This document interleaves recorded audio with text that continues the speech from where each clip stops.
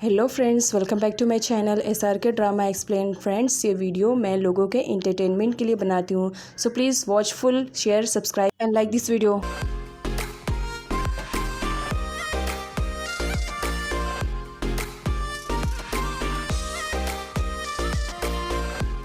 सो friend, part की starting वहीं से होती है जहाँ पर प्रीवियस पार्ट फिनिश हुआ था। कौन इट को समझाती है कि इतने सारे पैसों में वो बहुत कुछ कर सकता है, बस उसे अच्छे से यूज़ करना पड़ेगा। इट कहता है, इतने पैसे तुम अच्छे से यूज़ करने के लिए कह रही हो, ये सिर्फ मेरे लंच के लिए है। क्योंकि इट काफ़ी रिचेस्ट फैमिली से बिलोंग करता था और उतने पैसे उसके लिए बहुत ही ज़्यादा कम थे। कौन उसे स्ट्रीट फूड ट्राई करने के लिए कहती है। इट ने अपनी लाइफ में कभी भी स्ट्रीट फूड को ट्राई नहीं किया था, इसी वजह से वो काफ़ी झिझक रहा था। ट्राई करूं ना करूं, लेकिन कौन के फोर्स करने पर वो ट्राई कर लेता है। फर्स्ट बाइट में उसे समझ में आता है कि सच में स्ट्रीट फूड तो बहुत ही ज़्यादा डिलीशियस होते हैं। उसके बाद इट और भी सारी डिशेस को ट्राई करता है, उसे बहुत ही ज़्यादा अच्छा लगता है। इट खुश तो तब होता है जब वो अपने अमाउंट को काउंट करता है। उसने सच में बहुत सारे अमाउंट को बचा भी लिया था। कौन इट की तरफ देखते हुए स्माइल करने लगती है, जिस पर इट कहता है, अब स्माइल करने की ज़रूरत नहीं है, मेरे पास इतने सारे पैसे हैं, इससे तो मैं आराम से घर वापस जा सकता हूँ, वो भी टैक्सी में। जिस पर कौन कहती है, टैक्सी? इट उसकी तरफ देखते हुए स्माइल करते हुए कहता है, ओके, मैं पैसे बचा लूँगा, मैं बस से चला जाऊँगा। घर वापस जाते वक्त इट कौन से कहता है, तुम्हें अपने पैसों को लेकर के बिल्कुल भी टेंशन लेने की ज़रूरत नहीं है, क्योंकि मैं उसे इंटरेस्ट के साथ तुम्हें वापस कर दूँगा। जिस पर कौन स्माइल करते हुए कहती है, एक काम करो, अपना इंटरेस्ट तुम अपने पास रखना, बस मुझे मेरा अमाउंट लौटा देना। जिस पर इट कहता है, मैं डबल इंटरेस्ट दूंगा। कौन कहती है, अपने पास रखो, बस मेरा अमाउंट मुझे वापस कर देना। कौन नोटिस करती है कि इट आज काफ़ी अच्छे मूड में लग रहा है। देन वो उससे उसकी स्टडी के रिलेटेड बात करने लगती है कि उसे अब अपनी स्टडी पे फोकस करनी चाहिए और अपने लाइफ में कुछ बनना चाहिए। स्टडी का नाम सुनते ही इट का मूड फिर से ऑफ हो जाता है और एक बार फिर से उसकी और कौन की अच्छी वाली फाइट हो जाती है। कौन गुस्से में वहाँ से चली जाती है। घर वापस आने के बाद भी कौन का माइंड इट की तरफ था कि वो ऐसा क्या करे जिसकी वजह से इट अपनी स्टडी को लेकर के सीरियस हो जाए। काफ़ी टाइम सोचने के बाद वो दौड़कर अपने डैड के पास जाती है। डैड, आपसे कुछ पूछना है। डैड खोन को परमिशन दे देते हैं, बताओ क्या पूछना है। जिस पर खोन कहती है, डैड मुझे आपसे ये पूछना है कि किसी लड़के को काबू में कैसे करते हैं। जिस पर उसका छोटा भाई चिन कहता है, ओ अच्छा, तो क्या तुमने कोई बॉयफ्रेंड बना लिया है क्या, जिसे काबू में करने के लिए तुम डैड से ट्रिक सीख रही हो। जिस पर खोन कहती है, चिन अपने काम से काम रखो। जिस पर चिन कहता है, ओ शिट, मुझे तो उस लड़के के लिए बहुत ही ज़्यादा बुरा फील हो रहा है। वो कितना ज़्यादा अनलकी है ना, जिसकी गर्लफ्रेंड तुम हो। ओहो, एक बार बस उस लड़के के बारे में मुझे पता चल जाए, फिर मैं जा करके उसे समझा दूंगा कि भला वो तुम्हारे चक्करों में ना पड़े, अदरवाइज़ उसकी पूरी लाइफ स्पॉइल हो जाएगी। इस पर कौन कहती है, तुम अपना मुंह बंद कर रहे हो कि नहीं, बहुत ज़्यादा बकवास भरी बातें आजकल तुम करने लगे हो। कौन के क्वेश्चन पूछने पर डैड यहाँ पर आंसर रिप्लाई करते हुए कौन को बताते हैं कि लव में इतनी ज़्यादा पावर होती है कि वो किसी भी बॉय को अपने कंट्रोल में कर सकता है। लेकिन एक बात पूछनी है, तुम ये सब मुझसे क्यों पूछ रही हो, क्या तुम्हारी लाइफ में कोई है। जिस पर कौन कहती है, नहीं डैड, आपको मिसअंडरस्टैंडिंग हुई है, एक्चुअली मेरी लाइफ में ऐसा कोई नहीं है, बस मैं ये ट्रिक किसी भी यूज़ करना चाहती हूँ। डैड के मुँह से इतनी सारी रोमांटिक बातें सुनने के बाद कौन डैड से कहती है, डैड सच में आप कितने ज़्यादा रोमांटिक हो, वो भी सीक्रेटली तरीके से, मुझे आज मालूम पड़ा। डैड बताते हैं कि वो भी पहले इतने ज़्यादा रोमांटिक नहीं थे, जब से कौन की मदर उनकी लाइफ में आई थी तब से वो रोमांटिक बन गए थे। साथ ही यहाँ पर डैड ये भी शो करते हैं कि वो अपनी वाइफ को बहुत ज़्यादा मिस कर रहे हैं। जिस पर कौन कहती है, मैं भी मॉम को बहुत ज़्यादा मिस कर रही हूँ, अगर आज मॉम हमारे साथ होती है तो वो भी कितना ज़्यादा खुश होती ना। माया के सारे फैंस मानी को घेरे हुए थे, उनके पास माया के लिए गिफ्ट थे। मानी उन्हें कहती है कि एक काम करो, तुम ये सारे गिफ्ट मुझे दे दो, माया के आने पर मैं उसे दे दूंगी। इस वक्त माया अपनी प्रैक्टिस कर रही है और उसे डिस्टर्ब करना मैं ज़रूरी नहीं समझती हूँ। माया से मिलने के लिए खोन भी वहाँ पर आ चुकी थी और वो मानी से परमिशन लिए बगैर खोन से मिलने जाने वाली थी, लेकिन मानी उसे रोक लेती है कि वो इस वक्त माया को डिस्टर्ब नहीं कर सकती है। जिस पर कौन कहती है कि वो माया को अच्छे से जानती है, वो बस उसे मिलना चाहती है और बात करना चाहती है। इस पर मानी कहती है, माया एक सेलिब्रिटी है, उसे तो हर कोई जानता है, हम लोग भी जानते हैं, तो इसका मतलब क्या, उठे सूते कहीं पर भी बस माया से मिलने के लिए चले जाएंगे। अरे माया से मिलने के लिए पहले डेट फिक्स की जाती है। और ये कहते हुए वो सारे लोगों से बातें करने लगती है और खोन को अच्छा मौका मिल जाता है माया से मिलने के लिए, वो चुपके से वहाँ से निकल जाती है। इधर माया अपने बॉडीगार्ड की प्रैक्टिस कर रही थी, जहाँ पर उसकी प्रैक्टिस करवा रहा था वी और माया इस तरीके से प्रैक्टिस कर रहे थे कि मानो सच में वो दोनों एक दूसरे के एनिमी ही हो। वो दोनों एक दूसरे को शूट कर रहे थे और अपने आप को बचा भी रहे थे। कौन के वहाँ पर आने की वजह से वी और माया को मिसअंडरस्टैंडिंग हो जाती है और दोनों मिल करके खोन को शूट करते हैं, जिस पर खोन कहती है अब बस भी करो, क्या सच में मुझे गोली लग गई है क्या?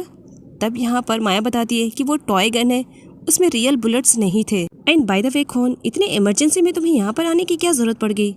खोन यहाँ पर माया को रिक्वेस्ट करके मनाती है कि वो किसी भी तरीके से ईट के साथ स्टडी करने के लिए रेडी हो जाए, क्योंकि खोन को अच्छे से मालूम है कि ईट माया को बहुत ज़्यादा लाइक करता है। तो इसी वजह से अगर माया उसके साथ में रहेगी तो वो अपनी स्टडी पे हो सकता है अच्छे से फोकस करे। जहाँ पर माया तो पहले आने के लिए मना कर देती है, लेकिन बाद में जब वी उसे मनाता है तब माया मान जाती है और वो आने के लिए तैयार भी हो जाती है। पीछे से मानी भी आ जाती है क्योंकि उसने खोन को देख लिया था। तब वो खोन से कहती है, ओए लेडी, तुम्हें मना किया था ना कि माया से नहीं मिल सकती हो, तुम्हें समझ में नहीं आता है, जाओ यहाँ से, इस वक्त माया प्रैक्टिस कर रही है। खोन वहाँ से जाने लगती है, जिस पर माया खोन को रोक लेती है और यहाँ पर वो मानी को बताती है कि ये उसकी ट्यूशन टीचर है। यहाँ पर माया मानी से कहती है कि वो उसके शेड्यूल को जरा अच्छे से प्रिपेयर करे, क्योंकि 1 वीक में वो 3 डेज ईट के साथ जा करके स्टडी करेगी। इस पर मानी कहती है तुम्हारा शेड्यूल ऑलरेडी पहले से प्रिपेयर्ड है और तुम्हारे शेड्यूल के अकॉर्डिंग यहाँ पर कोई भी टाइम खाली नहीं है जिसके अकॉर्डिंग तुम ईट के घर पर जा करके स्टडी कर सको। तो बेटर रहेगा इन सारी फालतू की बकवास में अपना टाइम वेस्ट मत करो और जल्दी चलो, शूट के लिए भी देर हो रहे हैं। मानी माया को वहाँ से ज़बरदस्ती लेकर के जाने लगती है। खोन को अपसेट देख करके वी उसकी हेल्प करता है और यहाँ पर अब खोन और वी दोनों ही मिल करके मानी को मनाने की कोशिश करते हैं। खोन का कहना था कि माया एक अच्छी सेलिब्रिटी है, सारे किड के लिए वो एक आइडियल है। इन केस अगर शूटिंग की वजह से माया एग्ज़ाम में फेल हो जाती है तो तुम खुद ही सोचो ना कि माया की कितनी ज़्यादा इंसल्ट होगी, पूरी मीडिया में माया की रेपुटेशन ख़राब हो जाएगी। क्या तुम ऐसा चाहती हो? तुम तो यही चाहती हो कि माया को अवार्ड मिले, बहुत सारे अवार्ड मिले, उसकी फिल्म हिट जाए। क्या तुम ये चाहती हो ना? तो सोचो अगर माया किसी एग्ज़ाम में फेल हो गई तो उसकी कितनी ज़्यादा इंसल्ट होगी। खोन और वी की बातें सुनने के बाद मानी भी उन दोनों की बातों में आ जाती है और वो फाइनली माया को परमिशन दे देती है। ठीक है, तुम जा सकती हो, मैं तुम्हारा शेड्यूल अरेंज करती हूँ, लेकिन हाँ इस बात का ख्याल रखना कि तुम्हें ड्रॉप करने के लिए और तुम्हें रिसीव करने के लिए मैं पर्सनली आऊँगी जाऊँगी। अगर तुम्हें मंजूर है तो बोलो। जिस पर वी और खोन रेडी हो जाते हैं। खोन वी को थैंक्स बोलती है कि उसकी हेल्प की वजह से माया रेडी हो गई है, अदरवाइज़ मानी तो माया को कभी भी परमिशन नहीं देती। यहाँ पर दिखाया जाता है माया के फैंस उसके लिए बहुत सारे गिफ्ट्स लेकर आए हुए थे, जिन्हें वो खोन और वी को देती है। वो वी को स्वीट देती है खाने के लिए। वी उस स्वीट को खोन को दे देता है क्योंकि खोन ने बताया था कि उसके भाई चीन को स्वीट बहुत ही ज़्यादा पसंद है। यहाँ पर वी खोन से कहता है कि अब वो अकेले घर वापस कैसे जाएगी, बेटर रहेगा अगर मैं ड्रॉप कर दूँ। जिस पर खोन भी रेडी हो जाती है कि ठीक है, thank you so much, advance में कह रही हूँ। ये सारी बातें सुनने के बाद माया को बुरा लगता है, वो हर्ट होती है क्योंकि वो वी को बहुत ज़्यादा लाइक करती है और वो वी के साथ किसी अदर लड़की को तो बिल्कुल भी देख नहीं सकती है।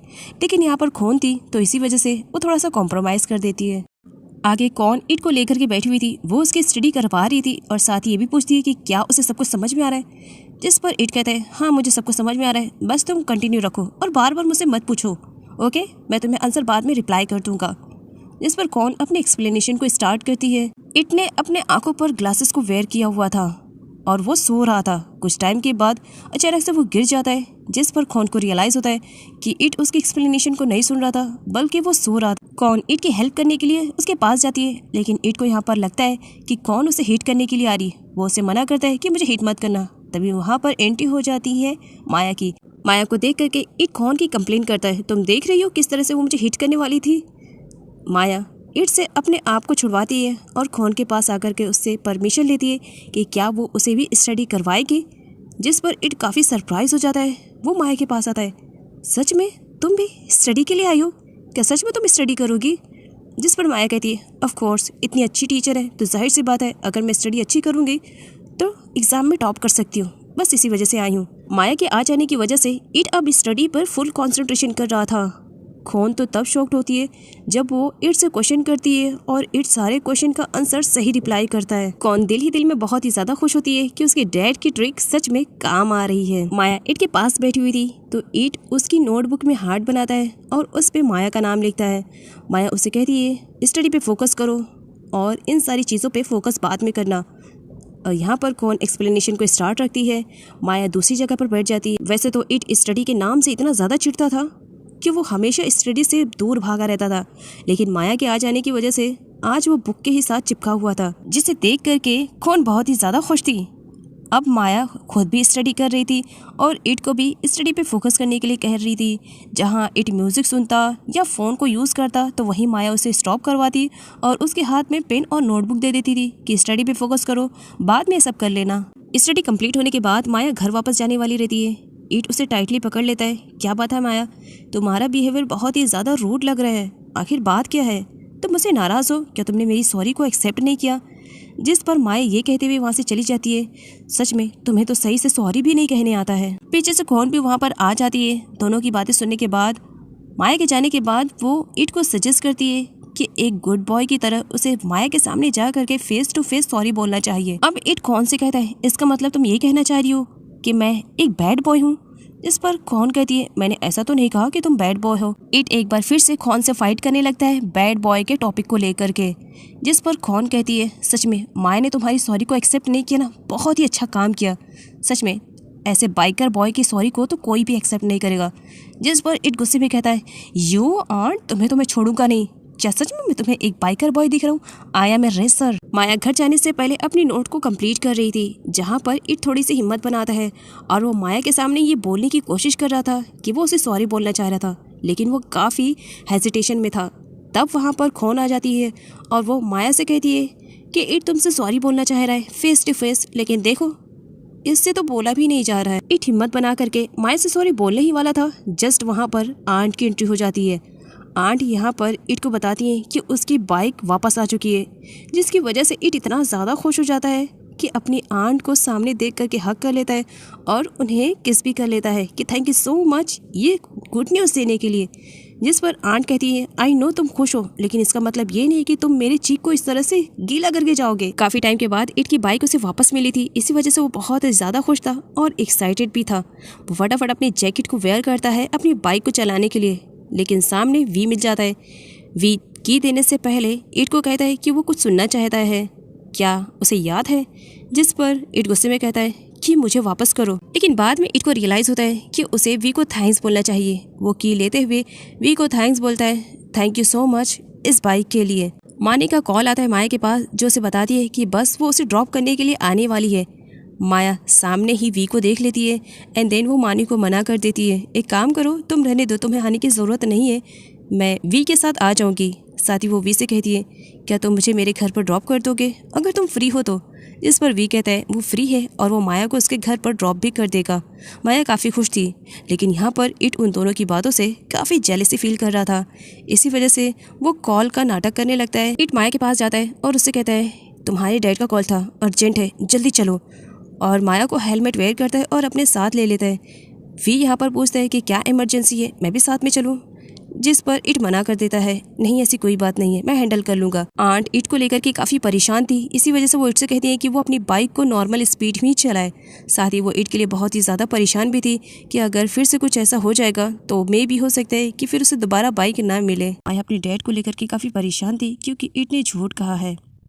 माया इट से कहती है, तुम मुझे कहाँ लेकर के जा रहे हो, क्योंकि ये डायरेक्शन मेरे घर का नहीं है, सच सच बताओ क्या इट तुमने फिर से झूठ कहा है? माया इट पर गुस्सा करते हुए कहती है, बस अब बहुत हो गया, तुम बाइक को स्टॉप करो, मुझे तुम्हारे साथ नहीं जाना है। बट इट उसकी एक भी नहीं सुनता है। काफ़ी दूर जाने के बाद इट बाइक रोकता है। वहाँ का इन्वायरमेंट देख करके माया काफ़ी सेटिस्फाई फील कर रही थी, उसे बहुत ही ज़्यादा अच्छा लग रहा था।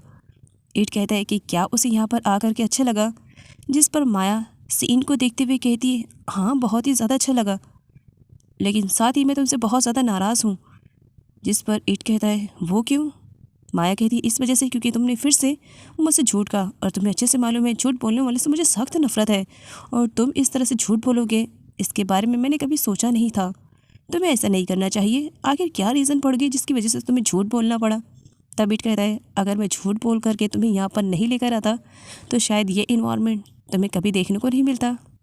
एक्चुअली मैं तुमसे कुछ कहना चाहता हूँ, काफ़ी टाइम से कहने की कोशिश कर रहा था, लेकिन मैं खुद में ही कॉन्फिडेंस नहीं फील कर रहा था, इसी वजह से। यहाँ पर इट माया का हाथ पकड़ते हुए उससे सॉरी बोलता है। साथ ये भी कहता है कि वो खुद को चेंज करना चाहता है, वो भी माया की वजह से। जिस पर माया कहती है, इट तुम्हें चेंज होने की ज़रूरत है, लेकिन अपने लिए करो ना, मेरे लिए क्या ज़रूरी है? जिस पर इट कहता है, ओके मैं अपने लिए और तुम्हारे लिए खुद को चेंज करूँगा, एंड हाँ मैं प्रॉमिस करता हूँ ग्रेजुएशन दोनों एक साथ कंप्लीट करेंगे। इट बहुत ही ज़्यादा खुश था कि फाइनली माया ने उसके सॉरी को एक्सेप्ट कर लिया है। इट यहाँ पर माया को टाइटली पकड़ना चाह रहा था लेकिन उसकी हिम्मत नहीं हो रही थी। काफ़ी प्रैक्टिस के बाद फाइनली वो अब यहाँ पर उसे पकड़ने ही वाला था, लेकिन सडनली वहाँ पर दो बाइकर बॉय की एंट्री हो जाती है। इन दोनों में से एक बाइकर बॉय का नाम है लेक। लेक ऑलरेडी ईट की वजह से एक बार पुलिस स्टेशन में जा चुका है और यहाँ पर वो जब ईट को देखता है तो दूसरे वाले से कहता है, ये ईट है, क्या तुम इसे देख रहे हो?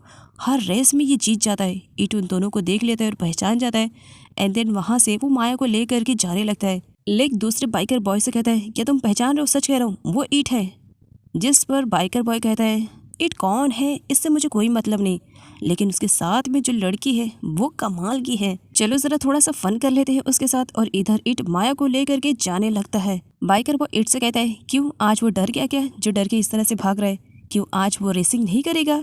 हमेशा फर्स्ट आने वाला लग रहा है, आज मुझसे डर गया है, इसी वजह से तो यहाँ से दुम दबा के भाग रहा है। ईट कुछ भी नहीं बोलता है, लेकिन बात जब माया पर आती है उसे ईट की गर्लफ्रेंड बोलते हैं तो माया को बुरा लगता है और वो हेलमेट को हटा करके बोल देती है कि वो ईट की गर्लफ्रेंड नहीं है। जिस पर लेग पहचान जाता है, अरे ये तो फेमस सेलिब्रिटी माया है ना, क्या मैं सच में देख रहा हूँ, ये माया ही है ना? जिस पर दूसरा बाइकर बॉय कहता है, हाँ ये तो फेमस सेलिब्रिटी माया है, मेरी माया यहाँ पर। तो दूसरा वाला कहता है, वो तेरी माया सिर्फ नहीं है बल्कि हम लोग सब उसके फॉलोवर्स हैं, चलो उससे बात करते हैं। और यहाँ पर दिखाया जाता है अब बाइकर बॉय को जब मालूम पड़ जाता है कि उनके एरिया में माया आई हुई है, देन फिर क्या, ये बात जंगल में आग की तरफ फैल जाती है और biker boy other biker boy को बता देते हैं कि उन्होंने माया को देखा है, अगर वो लोग माया से मिलना चाहते हैं तो सब के सब आ जाएंगे। फिर क्या, उसके बाद सारे बाइकर बाइक लेकर के निकल पड़ते हैं माया से मिलने के लिए। कुछ टाइम के बाद ट्रैफिक इतनी ज़्यादा जाम हो जाती है कि माया और ईट तो वहाँ से जा ही नहीं सकते थे। सारे लोग माया के लिए चेयरअप करने लगते हैं। जिस पर ईट कहता है, परेशान होने की ज़रूरत नहीं, बस तुम अपने हेलमेट से अपने आप को कवर करके रखो, बाकी मैं सब कुछ हैंडल कर लूँगा। और जैसे तैसे करके उन लोगों से अपना पीछे छुड़वाने की कोशिश कर रहा था, लेकिन सब के सब माया की वजह से ईट को फॉलो कर रहे थे। इधर ईट के डैड वी पर भड़के हुए थे, क्या ज़रूरत थी तुम्हें ईट को बाइक देने के लिए? वापस से बाइक नहीं थी उसके पास तो उसका कॉन्सेंट्रेशन पढ़ाई पर था और वो ज़्यादातर घर में रहा करता था, लेकिन देखो बाइक मिलने की वजह से अब उसका कुछ भी आता पता नहीं है। वी ईट की तरफ से अपने डैड को समझाता है, डैड ईट अभी छोटा बच्चा है, उसे बाइक मिलने पर जो खुशी होती है बस उसे देखने के लिए मैंने उसे बाइक को रिटर्न कर दिया है। एंड डोंट वरी, अब फिक्र मत करो, ईट ऐसी कोई भी हरकत नहीं करेगा जिसकी वजह से आपकी रेपुटेशन खराब होए। कौन से पूछने पर खून बताती है कि अब ईट का कॉन्सेंट्रेशन पढ़ाई पर कुछ ज़्यादा हो गया है जब से वहाँ पर माया स्टडी के लिए आने लगी है। वी भी बताता है कि यस डैड, कौन सही कह रही है, जब से माया यहाँ पर स्टडी के लिए आ रही है ईट का कंसंट्रेशन स्टडी पे बहुत ही अच्छा है, वो काफ़ी अच्छे से स्टडी कर रहा है। डैड खुश होते हैं। और इधर माया माया करके सारे बाइकर उसे चेयरअप कर रहे थे। इवन वो तो रूल्स एंड रेगुलेशन भी ट्रैफिक पुलिस के तोड़ देते, जिसकी वजह से सभी बाइकर बॉय को अब पुलिस स्टेशन में जाना पड़ रहा था और इसमें ईट और माया भी इन्वॉल्व थे। वी के पास कॉल आता है ईट के रिलेटेड, जिस पर वो काफ़ी परेशान हो जाता है। अभी तो डैड से कहा था कि कोई भी सीन क्रिएट नहीं करेगा ईट, और इतनी जल्दी सीन क्रिएट कर देगा, इसके बारे में बिल्कुल भी आइडिया नहीं था। डैड पूछते हैं क्या बात है वी झूठ बोल देता है, नहीं डैड कुछ भी तो नहीं है, बस ऐसे ही जस्ट एक नॉर्मली कॉल था। इतने सारे बाइकर बॉय एक साथ एक जगह पर जमा हो गए और पुलिस ने उन्हें अरेस्ट भी कर लिया। इसी की वजह से वहाँ पर एक बड़ी न्यूज़ बन जाती है, जिसकी वजह से सारी मीडिया वहाँ पर आई हुई थी। पुलिस ऑफिसर माया से कहता है कि वो अपने हेलमेट को रिमूव करे। माया ऐसा नहीं करना चाह रही थी और ईट भी ऐसा पुलिस को करने नहीं देता है, लेकिन धमकियों की वजह से माया डर जाती है और अपने हेलमेट को रिमूव करने वाली थी। सारी मीडिया पिक लेने के लिए रेडी थी, लेकिन माया हेलमेट निकालती उससे पहले ईट उसे अपने जैकेट से कवर करके रख देता है ताकि मीडिया के सामने माया की इंसल्ट ना होए। तभी सही टाइम पर वहाँ पर वी आ जाता है, जो सिचुएशन को अपनी तरीके से हैंडल कर लेता है। मीडिया को भी वहाँ से कन्विंस करके जाने के लिए कह देता है और सही टाइम पर आ करके माया को वहाँ से लेकर के चला जाता है, जिसकी वजह से मीडिया के सामने माया तो नहीं आ पाती है, लेकिन ईट मीडिया की नज़रों में आ जाता है। अब ईट के डैड जबकि जर्नल है तो जाहिर सी बात है ईट की वजह से उसके डैड की भी रेपुटेशन काफ़ी ख़राब होने वाली है। अगले सीन में ईट को जेल में दिखाया जाता है। ईट काफ़ी परेशान था, खुद के लिए नहीं माया के लिए, कि पता नहीं माया का क्या हुआ होगा, लेकिन साथ ही वो सेटिस्फाई भी था कि वहाँ पर वी था। इधर पुलिस जब सारे बाइकर से स्टेटमेंट मांगती है, देन उसमें से एक बाइकर बॉय बोलने वाला था कि माया की वजह से वो लोग ईट को फॉलो कर रहे थे, लेकिन सही टाइम पर लेक उसका मुंह बंद कर लेता है और सिचुएशन को संभालते हुए कहता है, एक्चुअली सर हम लोग है ना मामा को फॉलो कर रहे थे, जिस पर दूसरा वाला कहता है नहीं नहीं मामा नहीं, माया माया, तुम माँ नाम भूल रहे हो, वो माया थी। जिस पर लेक कहता है 2 मिनट के लिए शांत रहोगे, मुझे बात करने दोगे? नहीं सर, वो माया नहीं, माया यहाँ पर कैसे आ सकती है, वो मामा थे जिसे हम लोग फॉलो कर रहे थे।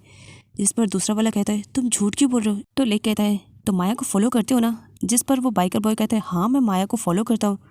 तब लेक कहता है बस इसी वजह से अगर हम ये बताएंगे तो कहीं माया की रेपुटेशन ख़राब ना हो जाए, हम लोग उसे फॉलो करते हैं, लाइक करते हैं ना, तो बस माया के बारे में सीक्रेट रखना है। तभी वहाँ पर लेक के मॉम डैड की एंट्री हो जाती है। एक बार पहले भी वो लेक की वजह से पुलिस स्टेशन में आ चुके थे, तो इसी वजह से डैड यहाँ पर लेक की अच्छी वाली पिटाई करते हैं कि ये तुम्हारी वजह से सेकंड टाइम है, कितनी बार तुम्हें समझाऊं अपनी स्टडी पे फोकस करो, लेकिन नहीं, बस एक बाइकर बॉय बनना है। और ये कहते हुए उसकी खूब पिटाई कर रहे होते हैं। सही टाइम पर उसकी मॉम आ जाती है। ये क्या कर रहे हो आप, हमेशा मेरे लाडले को मारते रहते हो, तुम्हारा लाडला तुम्हारी वजह से बिगड़ा हुआ है, इतनी छूट देकर रखोगी तो बार बार पुलिस स्टेशन में ही आना पड़ेगा। लेक की मॉम लेक को सपोर्ट करते हुए अपने ही हस्बैंड से फाइटिंग करने लगती है। आपको तो बस मेरे बेटे में हमेशा कमियां नज़र आती रहेंगी। चलो जो है केस का क्या है, रफा दफा करो, मैं मेरे बेटे को लेकर के जा रही हूँ, उसके लिए मैंने उसकी फेवरेट डिश को प्रिपेयर किया है। जिस पर लेक कहता है रियली मॉम, आपने मेरी फेवरेट डिश को प्रिपेयर किया है? जिस पर उसकी मॉम कहती है हाँ तुम्हें भूख लगी होगी ना, जल्दी चलो यहाँ से, और हाँ जी आप ज़रा केस का मैटर देख लो, मैं लेकर के जा रही हूँ लेक को। इधर ईट को सलाखों के पीछे दिखाया जाता है क्योंकि उसने अपने डैड को कॉल नहीं किया, इस वजह से सारे लोग ईट को ही ब्लेम दे रहे थे कि ये सब कुछ उसी की वजह से हो रहा है। तभी वहाँ पर एक ऑफिसर आता है जो बताता है कि ईट से मिलने के लिए कोई आया है। तभी वहाँ पर वी की एंट्री होती है। वी के साथ खोन भी आई हुई थी। खोन यहाँ पर ईट को सजेस्ट करती है कि उसे अपने डैड को कॉल कर लेना चाहिए, जिस पर ईट कहता है किसी भी कंडीशन में मैं उन्हें कॉल नहीं करूँगा। ईट वी से कहता है अब खड़े होकर के टाइम पास क्या करो, जाओ अपने ऑफिसर्स को बोलो कि वो मुझे यहाँ से निकाले। जिस पर वी अभी कुछ बोल पाता तभी वहाँ पर एंट्री हो जाती है ईट के डैड की। सीन यहीं से कट होता है और अगले सीन में ईट को जेल के बाहर दिखाया जाता है। ईट जब कार में बैठता है तो वहाँ पर माया को देख करके वो बहुत ही ज़्यादा खुश था। क्या तुम ठीक तो हो ना? लेकिन माया काफ़ी गुस्से में दिख रही थी, इसी वजह से ईट चुप हो जाता है। यहाँ पर वी को बहुत ज़्यादा बुरा लग रहा था क्योंकि ईट की बेवकूफ़ियों की वजह से यहाँ पर उसके डैड बहुत बुरी तरीके से फंस चुके थे और मीडिया डिफरेंट टाइप के क्वेश्चन उनसे कर रही थी। घर वापस आने के बाद डैड को बहुत ही ज़्यादा बुरा लगता है, इसी वजह से वो ईट को एक थप्पड़ भी जड़ देते हैं कि उसकी वजह से उनकी रेपुटेशन बर्बाद होकर रह गई।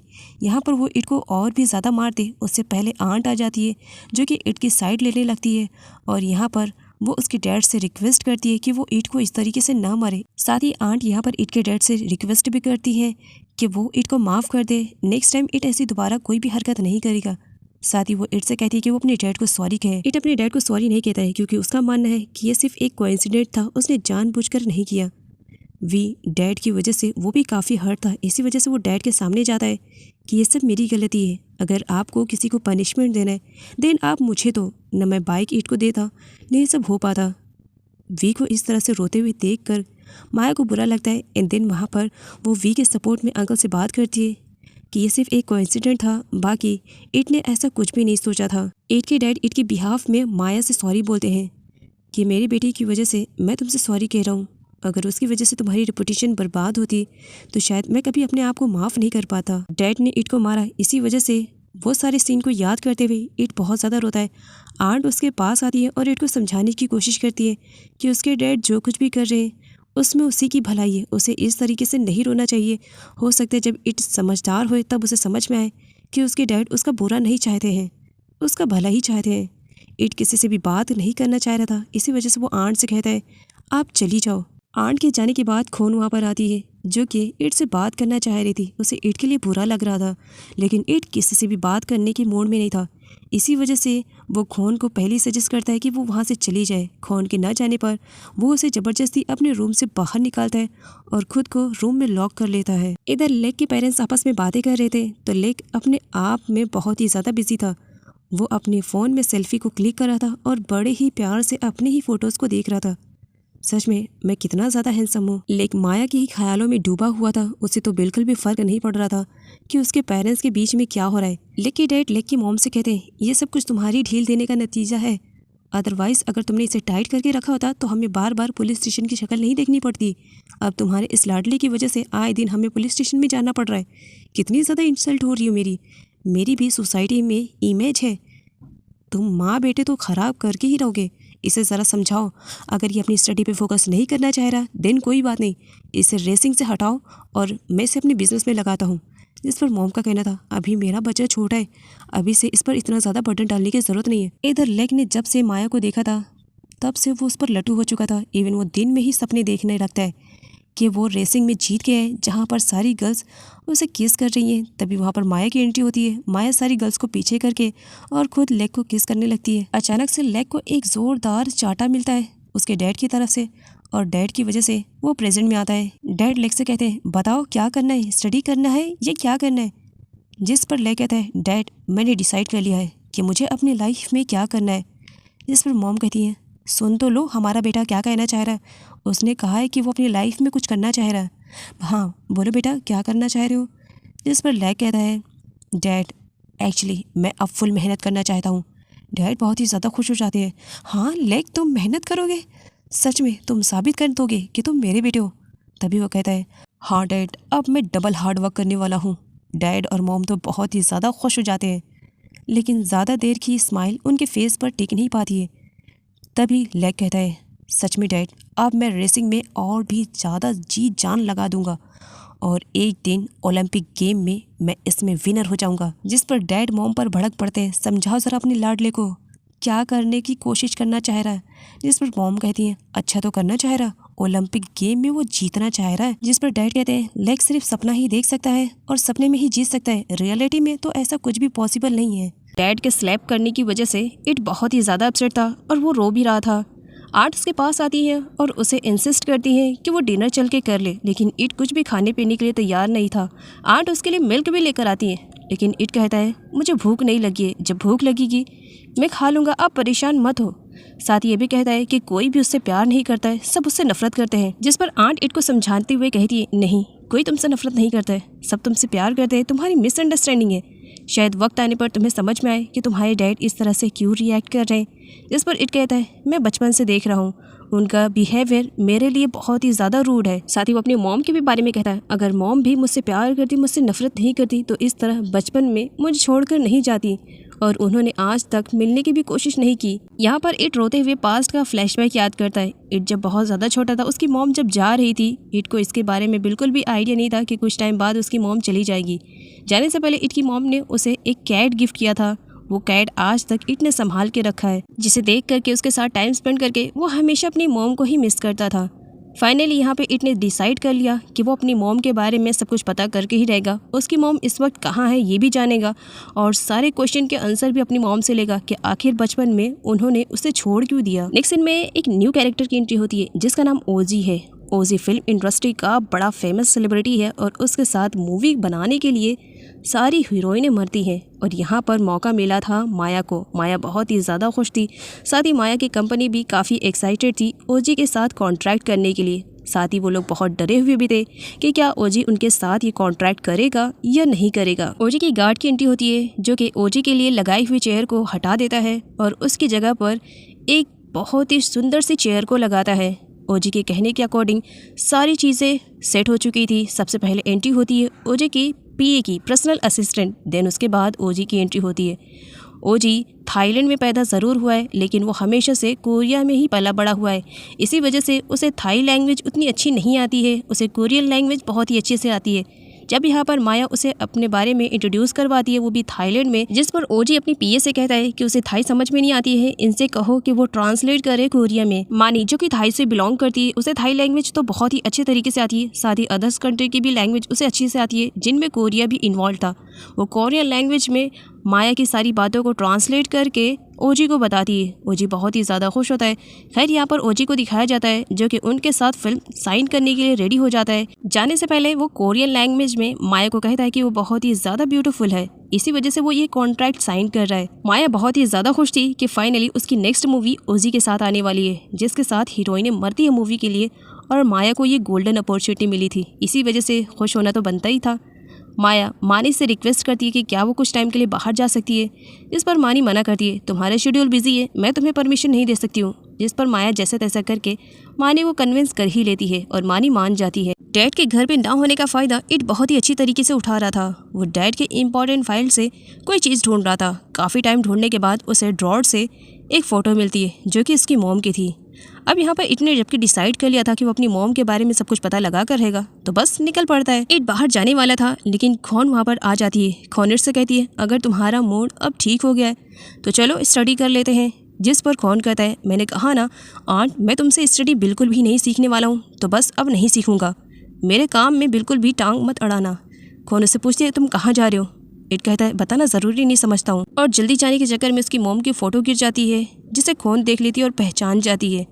अगली सीन में खौन को दिखाया जाता है जो आंट से इट और उसके मॉम के रिलेटेड सब कुछ पूछ रही थी। आंट के थ्रू यहाँ पर खौन को मालूम पड़ता है कि बचपन में ही इट की मॉम उसे छोड़ करके चली गई और कभी दोबारा उससे मिलने के लिए नहीं आई। यहाँ पर खौन डिसाइड करती है कि वो इट की इस मैटर में हेल्प करेगी, जिस पर आंट मना कर देती है।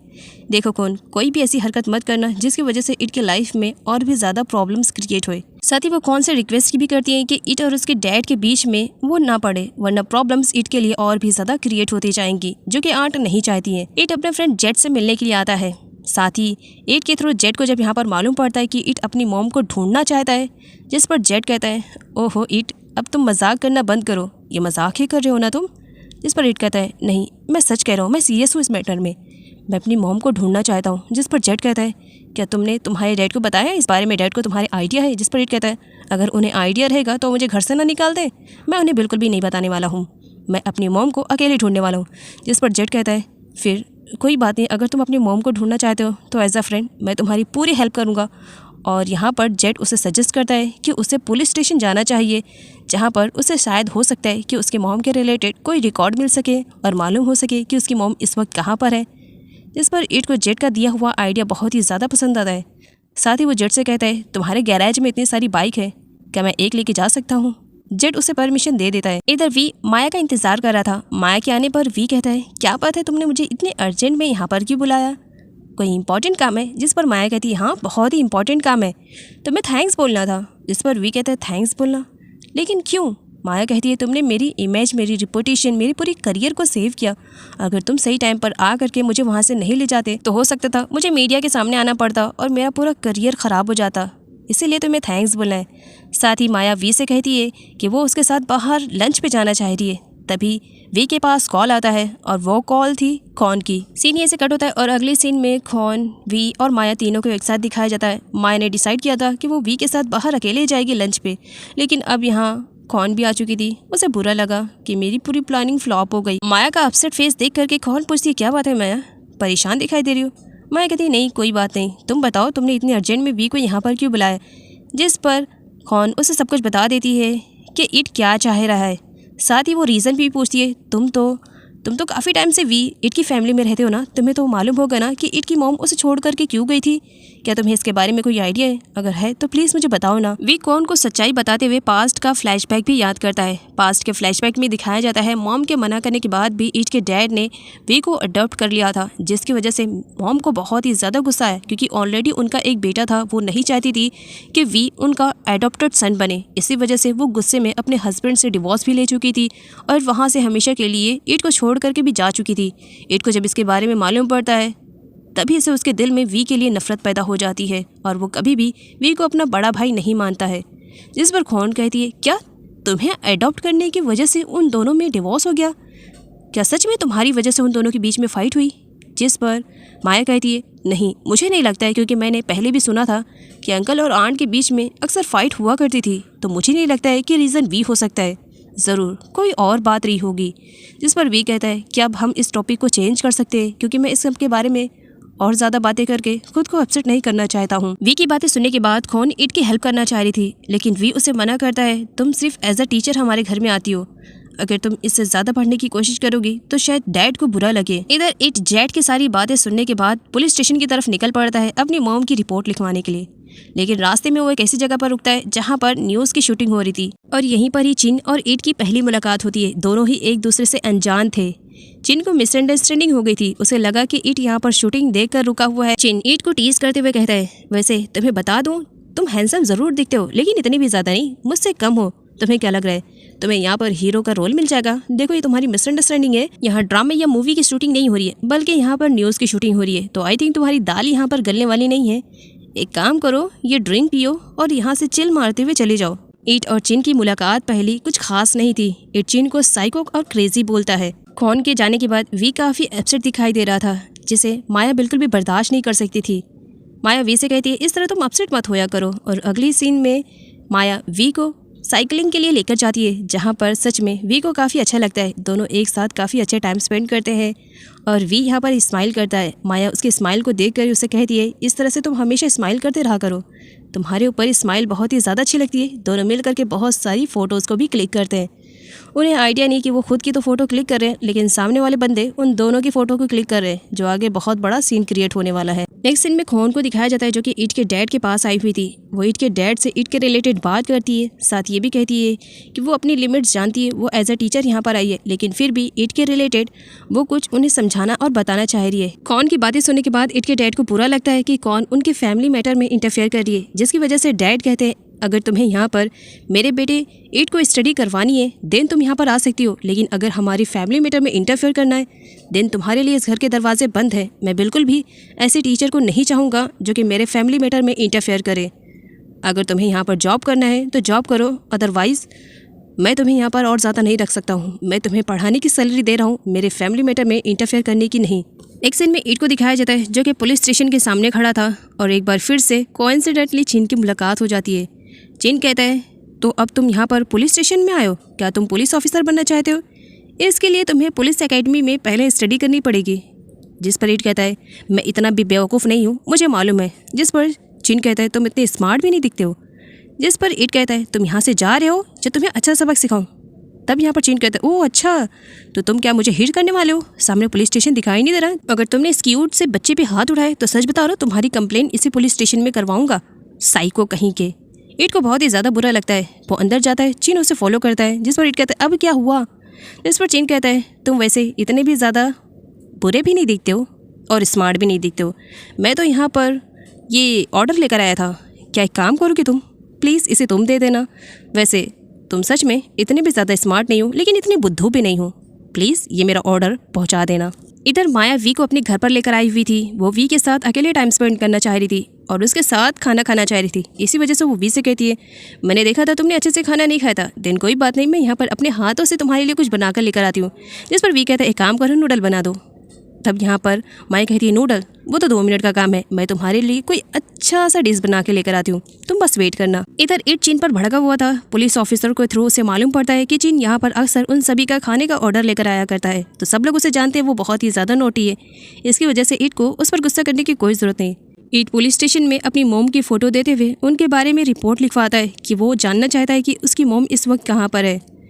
यहाँ पर पुलिस ऑफिसर को दिखाया जाता है। अब जबकि ईट के डैड जर्नल है तो सारे लोगों को ईट के डैड के बारे में पूरी इन्फॉर्मेशन है। उन ऑफिसर्स में से एक ऑफिसर वी के पास कॉल करके बता देता है कि उसका भाई ईट यहाँ पर आया हुआ है जो अपनी मोम के रिलेटेड रिपोर्ट लिखवाना चाह रहा है। सीन ये से कट होता है और अगले सीन में खोन को दिखाया जाता है, जो कि बहुत ही ज़्यादा परेशान थी। उसने डिसाइड कर लिया था कि वो इस जॉब को छोड़ देगी। तभी वहाँ पर एंट्री होती है चीन की।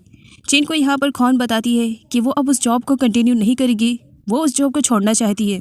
जिस पर चिन कहता है डोंट वरी, फिक्र करने की ज़रूरत नहीं है, तुम्हें बहुत सारी एबिलिटीज़ है, तो तुम्हें जॉब के लिए तो बिल्कुल भी परेशान होना नहीं चाहिए। तुम चिन के सिस्टर हो, तुम्हें तो जॉब यूं ही मिल जाएगी, कोई बात नहीं, तुम दूसरी जॉब ढूंढ लेना। चिन कौन से पूछता है क्या तुमने इसके बारे में डैड को बताया? जिस पर कौन मना करती है डैड को इसके बारे में मैं कुछ भी बताना नहीं चाहती हूँ, उन्हें परेशान तो बिल्कुल भी नहीं करना चाहती हूँ। साथ ही मैं तुम्हें भी कह रही हूँ इसके बारे में डैड को कुछ भी मत बताना। चिन प्रॉमिस कर देता है ओके नहीं बताऊँगा। इधर इट पुलिस ऑफिसर से कहता है कि वो उसकी मॉम की रिपोर्ट लिखें, लेकिन सब लोग लिखने से मना कर देते हैं क्योंकि वी ने मना कर दिया था कि इट की रिपोर्ट को मत लिखना। इसी वजह से ऑफिसर्स नहीं लिख रहे थे, जिस पर इट भड़क जाता है। पुलिस ऑफिसर्स कहते हैं हमें तुम्हारे बारे में सब मालूम है, तुम जनरल के बेटे हो और तुम्हारा ब्रदर वी है ना, उसी ने मना किया है। वी भी सही टाइम पर पहुँच जाता है और इट को ऐसा करने से रोक देता है, लेकिन इट कहता है कि मैं किसी भी कंडीशन में अपनी मॉम को ढूंढना चाहता हूँ। वी मना करता है तुम डैड को हर्ट करोगे। जिस पर इट कहता है तुम्हें मुझे सजेस्ट करने की ज़रूरत नहीं है, तुम बहुत ही ज़्यादा अनलकी हो और तुम किसी की भी लाइफ में जाते हो ना उसकी भी लाइफ अनलकी बना देते हो। तुम कितने ज़्यादा अनलकी हो शायद मुझे बताने की ज़रूरत नहीं है, वैसे बता देता हूँ। पैदा होते हुए तुम्हारी मॉम मर गई और तुम्हारे डैड किसी माफिया के हाथों मारे गए और तुम जब से मेरी लाइफ में आए हो तुमने मेरी लाइफ को भी स्पॉइल करके रख दिया है। और साथ ही वो वी से फाइट भी करने लगता है, जिस पर वी को अपना पुलिस वाला अवतार दिखाना पड़ता है। अगर तुमने मुझ पर हाथ उठाया तो एक पुलिस ऑफिसर पे हाथ उठाने की जुर्म में मैं तुम्हें अरेस्ट भी कर सकता हूँ। कौन के डैड के रेस्टोरेंट में 2 गुंडे घुस चुके थे जो वहाँ पर रखी हुई चीज़ों को बहुत बुरी तरीके से तोड़ फोड़ रहे थे और बहुत सारी चीज़ों को बर्बाद भी कर चुके थे, लेकिन कौन के डैड कुछ भी रिएक्ट नहीं करते हैं। तभी वहाँ पर कौन और चिन की एंट्री होती है। यहाँ पर कौन अपने डैड से पूछती है कि ये लोग कौन हैं और इस तरह से क्यों तबाही मचा रहे हैं। डैड उस वक्त भी खामोश थे, लेकिन डैड तब बर्दाश्त नहीं कर पाते हैं जब वो 2 गुंडों कौन के रिलेटेड उल्टी सीधी बातें करते हैं और उसे अपने साथ चलने के लिए कहते हैं। तब यहाँ पर डैड उनकी अच्छी वाली पिटाई करते हैं और उन्हें डरा धमका करके जैसे तैसे भगा देते हैं। बाद में मामला शांत होने के बाद कौन पूछती है, डैड ये सब कौन थे और इस तरह से हमारे रेस्टोरेंट में क्यों इतनी तबाही मचाई। जिस पर डैड बताते हैं, एक्चुअली कई महीनों से मैंने इस रेस्टोरेंट का रेंट पे नहीं किया है। ये लोग रेंट मांगने के लिए आए थे, मैंने इनसे कुछ टाइम मांगा, इसी वजह से इन लोगों ने तोड़फोड़ मचाई। जिस पर कौन को बहुत ही ज़्यादा बुरा लगता है कि वो अपने डैड की इस सिचुएशन में हेल्प नहीं कर पा रही है। तभी वो अपने डैड से कहती है, आप फिक्र मत कीजिए ना, आप मेरा अमाउंट रेंट में दे दीजिएगा। जिन कौन से इशारा करने लगता है, लेकिन तुमने तो जॉब छोड़ दी ना। जिस पर कौन उसे शांत होने के लिए कहती है और डैड से कहती है, अब फिक्र मत कीजिए, नेक्स्ट पेमेंट मेरी जैसी आएगी मैं वो सारा अमाउंट रेंट में पे कर दूंगी। सो इसी वजह से आपको फिक्र करने की जरूरत नहीं है डैड, अब मैं बड़ी हो चुकी हूँ और समझदार भी। नेक्स्ट सीन में दिखाया जाता है जहाँ पर आंट इट के डैड को कन्विंस कर रही होती है कि वो इस तरह से कौन को जॉब से ना निकाले, क्योंकि इस कंडीशन में इट के पास तो कोई न्यू टीचर आने ही वाली नहीं है। एक बार उसे कौन को मौका देना चाहिए। आगे कौन इट के डैड से बात करने के लिए आती है, साथ ही वो ये भी बता देती है कि वो अब उनके फैमिली मैटर में इंटरफेयर नहीं करेगी और इस जॉब को कंटिन्यू करेगी। लेकिन साथ ही कौन इट के डैड को ये भी सजेस्ट करती है कि अगर वो इट को ग्रेजुएशन करते हुए देखना चाहते हैं तो इस वक्त उन्हें इट की हेल्प करनी चाहिए। इट पुलिस स्टेशन में गया था, इसके बारे में कौन को मालूम पड़ चुका है। वो इट के डैड को भी बताती है कि अगर उन्होंने इट की हेल्प नहीं की तो इट कभी भी ग्रेजुएशन कंप्लीट नहीं कर पाएगा और इस तरह वो अपनी मॉम को सर्च करते ही रहेगा। तो बेटर रहेगा कि अगर वो इट के लिए अच्छा फ्यूचर चाहते हैं तो इसमें वो इट की हेल्प करें। जिस पर डैड इट की हेल्प करने के लिए रेडी हो जाते हैं। आंट इट के डैड को थैंक्स बोलती है और उनके लिए हुए फैसले पर वो बहुत ही ज़्यादा खुश थी कि सच में इट के लिए आपने बहुत अच्छा किया। इधर माया को अपसेट दिखाया जाता है क्योंकि माया और वी की फ़ोटो इंटरनेट पे लीक हो चुकी थी, जहाँ पर मानी उसे शो करती है कि देखो अगर इस तरह से चलता रहा तो तुम्हारी रेपुटेशन बहुत जल्द ख़राब हो सकती है, तुम्हें अपने करियर को ध्यान में रखते हुए सब कुछ करना चाहिए। जिस पर माया कहती है कि उसे मीडिया वालों से बिल्कुल भी फ़र्क नहीं पड़ता है, ये उसकी पर्सनल लाइफ है, इसी वजह से सारे लोग उसकी पर्सनल लाइफ से दूर रहे। मानी माया को समझाती है कि अगर उसकी पर्सनल लाइफ या प्रोफेशनल लाइफ दोनों पे भी कुछ भी इफेक्ट पड़ता है तो उसकी रेपुटेशन और उसकी इमेज खराब हो सकती है। खैर जैसे तैसे करके मानी यहाँ पर सारी सिचुएशन को हैंडल करती है। कौन इट को इन सब के बारे में बताना चाह रही थी। इट ने अपने आप को रूम में लॉक करके रखा हुआ था, लेकिन कौन के बुलाने पर वो डोर को ओपन करता है और काफ़ी गुस्से में कौन को घसीटते हुए अपने रूम में लेकर जाता है और बेड पे पटक देता है। तुम क्या 2 मिनट के लिए मुझे शांति से नहीं रहने दोगी? मैंने कहा ना मुझे तुमसे स्टडी नहीं करनी है, बात समझ में नहीं आती है? जिस पर कौन कहती है मुझे तुम्हें कुछ बताना है। जिस पर इट कहता है मुझे लेक्चर सुनने की आदत नहीं, बस यही कहोगी ना स्टडी के लिए, मैं नहीं करने वाला हूँ। जिस पर कौन को भी अब बहुत ही ज़्यादा बुरा लगता है। एंड देन उसका नंबर आता है। इट के हाथों को वो अच्छे से मरोड़ते हुए उसे बेड पे पटकती है। कहा ना मुझे 2 मिनट तुमसे बात करनी है, इंपॉर्टेंट बात है, बात समझ में नहीं आ रही है। अगली सीन में दोनों को शांत में दिखाया जाता है। इट काफ़ी हैरान था, वो कौन से कहता है क्या सच में डैड ने कहा है कि वो मेरी मॉम को ढूंढने में मेरी हेल्प करेंगे। कौन यहाँ पर कंडीशन बता दिए, तुम्हारे डैड की एक कंडीशन है, उन्होंने कहा है कि तुम्हें ग्रेजुएशन को कंप्लीट करना पड़ेगा, देन इसमें वो तुम्हारी हेल्प करेंगे। इट बहुत ही ज़्यादा खुश हो जाता है और कौन को सडनली अपनी गोद में उठा करके नाचने लगता है। ओ माय गॉड, डैड ने कहा है अब तो मेरी मॉम से मैं मिलकर रहूँगा। साथ ही गलती से पैर स्लिप होने की वजह से इट और कौन दोनों बेड पर गिर जाते हैं। बस दोनों एक दूसरे को ही देखते रहते हैं। जब इट को रियलाइज़ होता है वो फ़ौरन शाय फील करते हुए उठता है।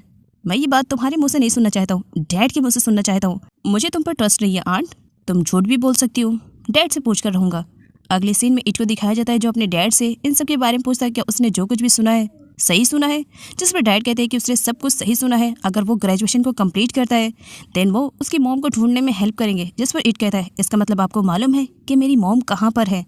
जिस पर इट के डैड बताते हैं मुझे मालूम नहीं है, लेकिन मैं पता करने की कोशिश करूँगा कि तुम्हारी मॉम इस वक्त कहाँ है। लेकिन याद रखना तुम्हें प्रॉमिस करना पड़ेगा कि तुम ग्रेजुएशन को अच्छी तरीके से कंप्लीट करोगे, स्टडी पे फोकस करोगे।